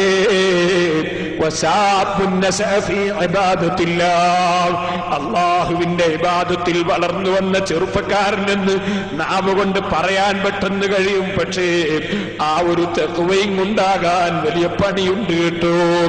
ആരോഗ്യമുള്ള ചെറുപ്പക്കാരനായ ഞാൻ ആ പെണ്ണിലേക്ക് തിരിഞ്ഞു നോക്കാതെ എന്റെ ദീന് കൈയൊഴിക്കില്ലെന്ന് പറഞ്ഞപ്പോ ആ ചെറുപ്പക്കാരിക്ക് എന്നോട് ഭേദോന്നി, നിനക്ക് പോകണമെന്നുണ്ടോ മെയ്റേ? ഞാൻ പറഞ്ഞു അതേ. വാതില് ഞാൻ തുറന്നു തരാം. രാത്രി നീ നടന്നോ, ഒരു പട്ടാളവും കാണാതെ നടന്നോ, പകല് നീ ഒളിച്ചു നിന്നോ. ഞാൻ പറഞ്ഞതുപോലെ ആ പെൺകുട്ടി വാതിൽ തുറന്നു തന്നു. ഞാൻ അതിൽ നിന്ന് ഇറങ്ങിയങ്ങ് നടന്നു. രാത്രി പകല് ഞാൻ ഒളിച്ചു നിൽക്കും. രാത്രിയിൽ ഞാൻ എന്റെ നാട്ടിലേക്ക് മലകൾ താണ്ടി വഴികൾ താണ്ടി യാത്ര ചെയ്യും. ഞാനെങ്ങനെ നടന്നു 3 ദിവസം കഴിഞ്ഞു. 4-ാം ദിവസം ഞാനൊരു സ്ഥലത്തിങ്ങനെ നിൽക്കുമ്പോ, ഒരു സ്ഥലത്ത് ആരും കാണാതെ കാത്ത് ഞാനിങ്ങനെ ഒളിച്ചു നിൽക്കുമ്പോ ഞാനിങ്ങനെ പേടിക്കുന്നു. ആരെങ്കിലും എന്നെ കണ്ടുമുട്ടുമോ? ആരെങ്കിലും എന്നെ പിടിച്ചുകൊണ്ടുപോകുമോ? അങ്ങനെ നിൽക്കുമ്പോഴതാ ഒരു കുതിര സവാരി ചെയ്യുന്ന സംഘത്തെ ഞാൻ കാണുന്നു. എന്റെ മനസ്സിൽ ഞാൻ ഭയപ്പെട്ടു. ആ കുതിരക്കാരെന്നെ കാണുമോ? എന്നെ പിടിച്ചുകൊണ്ടുപോയി അക്രമിയായ രാജാവിന്റെ മുമ്പിലെത്തിക്കുമോ? എന്റെ പേടി, എന്റെ ദീന് നശിച്ചു പോകുന്നതാണ്, എന്റെ ഈമാൻ പോയി പോകുന്നതാണ്. ഞാൻ നേരത്തെ പറഞ്ഞില്ലേ ചെറുപ്പക്കാരെ, ദുന്യാവിൽ ജീവിക്കലല്ല പ്രശ്നം, മരിക്കുമ്പോ ഈമാൻ കിട്ടലാണ് പ്രശ്നം, ആഖിറന്റെ രക്ഷപ്പെടലാണ് പ്രശ്നം. ആ പ്രശ്നം ചിന്തിച്ച് ഞാൻ ഇങ്ങനെ ചിന്തിച്ചു നിൽക്കുമ്പോ ഞാനതാ ദൂരെ നിന്ന് കാണുന്നു, കുതിരക്കാരെന്നെ കൊള്ള ഓടിച്ചു വരുന്നു. അവര് വിളിക്കുന്നു ഉമൈർ, ഉമൈർ, ഉമൈർ. ഞാനൊന്ന് ശ്രദ്ധിച്ചു നോക്കുമ്പോ സുബ്ഹാനല്ലാഹ്, എന്റെ കൂടെ രാജാവിന്റെ കൊട്ടാരത്തിൽ ഹാജരാക്കപ്പെടുകയും ഈമാനിന്റെ സംരക്ഷണത്തിന് വേണ്ടി കൊല്ലപ്പെടുകയും ചെയ്ത ശുഹദാക്കളില്ലേ, ആ 8 സ്നേഹിതന്മാർ, 8 ആളുകളും കുതിരപ്പുറത്ത് കയറി വരികയാണ്. ഞാൻ എന്റെ സമീപത്തെത്തിയപ്പോ ഞാൻ ഇതാ 4-5 ദിവസങ്ങൾക്ക് മുമ്പ് കൊല്ലപ്പെട്ടു പോയ എന്റെ സുഹൃത്തുക്കളോട് ചോദിച്ചു, നിങ്ങളെ രാജാവിന്റെ കൊട്ടാരത്തിൽ നിന്ന് കൊല്ലപ്പെട്ടതല്ലേ, നിങ്ങളിപ്പോൾ ഇവിടെ എങ്ങനെ എത്തി? അവരെന്നോട് മറുപടി പറഞ്ഞു, ബലാ വലാകിന്നല്ലാഹ അസ്സ വജല്ല നസറ ശുഹദാഅ വാദിന ലഹും അൻ യശ്ഹദൂ ജനാസത ഉമർ ഇബ്നു അബ്ദുൽ അസീസ്. വല്ലാത്ത നീതി കാണിച്ചുകൊണ്ട് ഭരണം നടത്തിയ ഉമർ ഇബ്നു അബ്ദുൽ അസീസ് റളിയല്ലാഹു അൻഹു അല്ലേ നമ്മളെ രാജ്യത്തെ മുസ്ലിം ഭരണാധികാരി. ആ ഭരണാധികാരി മരണപ്പെട്ടു പോയി ഉമൈറേ. അദ്ദേഹത്തിന്റെ മയ്യിത്ത് സംസ്കരണത്തിൽ പങ്കെടുക്കാൻ ശുഹദാക്കളായ ഞങ്ങൾക്ക് അല്ലാഹു സമ്മതം തന്നു. ഞങ്ങൾ ആ മഹാന്റെ മയ്യിത്ത് സംസ്കരണത്തിൽ പങ്കെടുക്കാൻ ശുഹദാക്കളായ ഞങ്ങൾ കുതിരപ്പുറത്ത് കയറിപ്പോയി വരികയാണ് എന്നോട് അവർ പറഞ്ഞു. അതോടുകൂടെ അവരിൽ നിന്നൊരാൾ എന്നോട് പറഞ്ഞു, ഉമൈറേ, നിന്റെ കൈയൊന്ന് പൊക്കൂ. ഞാൻ എന്റെ കൈയൊന്ന് പൊക്കിക്കൊടുത്തു. അദ്ദേഹത്തിന്റെ കൈ കൊണ്ട് എന്റെ കൈ കുതിരപ്പുറത്ത് നിന്ന് പിടിച്ചു. എന്നെ ആ ശുഹദാക്കൾ കയറി യാത്ര ചെയ്യുന്ന കുതിരപ്പുറത്ത് കയറ്റി. അതാ അവർ സ്പീഡിൽ യാത്ര തുടർന്നു. അവസാനം എന്റെ വീട്ടിന്റെ സമീപത്തൊരു സ്ഥലത്ത് കൊണ്ടുപോയി എന്നെയും ഇറക്കി. രാജാവിന്റെ കൊട്ടാരത്തിൽ കൊല്ലപ്പെട്ടു പോയ 8 ശുഹദാക്കളും കുതിരപ്പുറത്ത് തന്നെ അവർ തിരിച്ചുപോയി. സർവ മുജാഹിദും സർവ ജമാഅത്തുകാരും സർവ തബ്ലീഗുകാരും ഒരുപോലെ അംഗീകരിക്കുന്ന പണ്ഡിതനല്ലേ ഹാഫിദ് ഇബ്നു കസീർ. അദ്ദേഹത്തിന്റെ അൽ ബിദായത്ത് വൻ നിഹായ എന്ന ഗ്രന്ഥത്തിന്റെ 9-ാം വാല്യം 219-ാം പേജിൽ ശുഹദാക്കൾ രക്ഷപ്പെടുത്തിയ ഈ സംഭവം, അതേ ചെറുപ്പത്തിൽ അല്ലാഹുവിന്റെ ദീന് മുറുകെ പിടിച്ച് ഒരു ദൗർബല്യത്തിനും അതാ അടിമപ്പെടാതെ സുന്ദരിയായ പെണ്ണിനെ ഒറ്റയ്ക്ക് പ്രൈവറ്റ് റൂമിൽ ഏൽപ്പിച്ചു കൊടുത്തപ്പോ തിരിഞ്ഞു നോക്കാതെ ദിക്റിലും സലാത്തിലും ദുആയിലും നിസ്കാരത്തിലും കഴിഞ്ഞ ആ ചെറുപ്പക്കാരൻ അല്ലാഹു കൊടുത്ത കാവലും ആ ചെറുപ്പക്കാരനായ ഉമൈർ ഇബ്നു ഹബീബ് സുലബി തങ്ങൾക്കുണ്ടായ കറാമത്തും ഇമാം ഹാഫിദ് ഇബ്നു കസീർ അദ്ദേഹത്തിന്റെ അൽ ബിദായത്ത് വൻ നിഹായയിൽ രേഖപ്പെടുത്തിയിട്ടുണ്ട്. സഹോദരന്മാരെ, ഞാൻ നിങ്ങളോട് പറഞ്ഞില്ലേ, ദുനിയാവ് രക്ഷിക്കുന്ന, ദുനിയാവിൽ രക്ഷ നൽകുന്നവൻ അല്ലാഹു തന്നെ, ആഖിറത്തിൽ രക്ഷ നൽകുന്നവനും അല്ലാഹു തന്നെ. ആ അല്ലാഹുവിലേക്ക് മനസ്സ് തിരിയണം, അല്ലാഹുവിനെ പ്രിയം വെക്കണം, അല്ലാഹുവിന് വേണ്ടി ജീവിക്കണം, അല്ലാഹുവിന് വേണ്ടി മരിക്കണം. അതാണ് ഇന്ന സ്വലാത്തി വനുസുകി വമഹ്യായ വമമാതി ലില്ലാഹി റബ്ബിൽ ആലമീൻ. എന്റെ ജീവിതവും എന്റെ മരണവും സർവ്വലോകവും സൃഷ്ടിച്ച് സംവിധാനിച്ച് സംരക്ഷിച്ചു വരുന്ന അല്ലാഹുവിനെ സമർപ്പിച്ചത് തന്നെ. അല്ലാഹുവിനെ പ്രിയം വെച്ച് അല്ലാഹുവിന്റെ ദീന് മുറുകെ പിടിച്ച് ആ രാജാവിനെ ഞാൻ ധിക്കരിക്കുകയില്ല. ആ രാജാവിനെ ഇബാദത്തെടുക്കലാണ് എന്റെ അഭിമാനം, ആ രാജാവിന് ദിക്ർ ചെയ്യലാണ് എന്റെ ആവേശം, ആ രാജാവിന്റെ ദീന് മുറുകെ പിടിക്കലാണ് എന്റെ കടമ, ആ രാജാവിന് അടിമപ്പെട്ട് ജീവിക്കലാണ് എന്റെ ജീവിതത്തിന്റെ ലക്ഷ്യം. ഈ ചിന്തയിൽ ജീവിച്ചു മരിക്കുന്ന ചെറുപ്പക്കാരൻ, അല്ലാഹുവിന്റെ ഇബാദത്തിൽ വളർന്നു വന്ന ചെറുപ്പക്കാരൻ, ആ ചെറുപ്പക്കാരൻ പലരും വിയർപ്പിലിങ്ങനെ മുങ്ങിക്കുളിക്കുമ്പോൾ രാജാവായ റബ്ബി ആ ചെറുപ്പക്കാരന് കൊടുക്കുന്ന സമ്മാനമാണ്. അതേ സബ്അത്തുൻ യുളില്ലുഹുമുല്ലാഹു ഫീ ളില്ലിഹി യൗമ ലാ ളില്ല ഇല്ലാ ളില്ലുഹു. അല്ലാഹുവിന്റെ തണലല്ലാതെ ഒരു തണലുമില്ലാത്ത റബ്ബിന്റെ കോടതിയിൽ അർശിന്റെ തണൽ തന്നെ.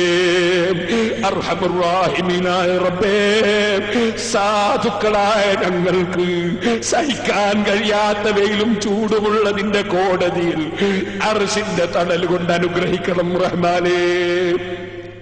നിന്റെ സാലിഹീങ്ങളെ പ്രിയം വെച്ചവർ, നിന്റെ ഔലിയാക്കളെ വഴിയിലേക്ക് ക്ഷണിക്കുന്നവർ, നിന്റെ സജ്ജനങ്ങളുടെ കൂടെ ചേർന്നവർ, അത്തരം മഹാന്മാരെ പിൻഗാമികളായി ഞങ്ങളെയും നീ സ്വീകരിക്കണം റഹ്മാനേ. ഞങ്ങളെ സദസ്സുകളും ഞങ്ങളെ സ്ഥാപനങ്ങളൊക്കെ നീ ദുആക്ക് ഇജാബത്തുള്ളതാക്കണം റഹ്മാനേ. ഞങ്ങളെ സദസ്സിലും അല്ലാതെയും ദുആ കൊണ്ട് വസിയ്യത്ത് ചെയ്ത 10,000-ങ്ങളുണ്ട്. നീ അവരുടെയും ഞങ്ങളുടെയും ഖൈറായ ഉദ്ദേശങ്ങൾ നിറവേറ്റണം റഹ്മാനേ.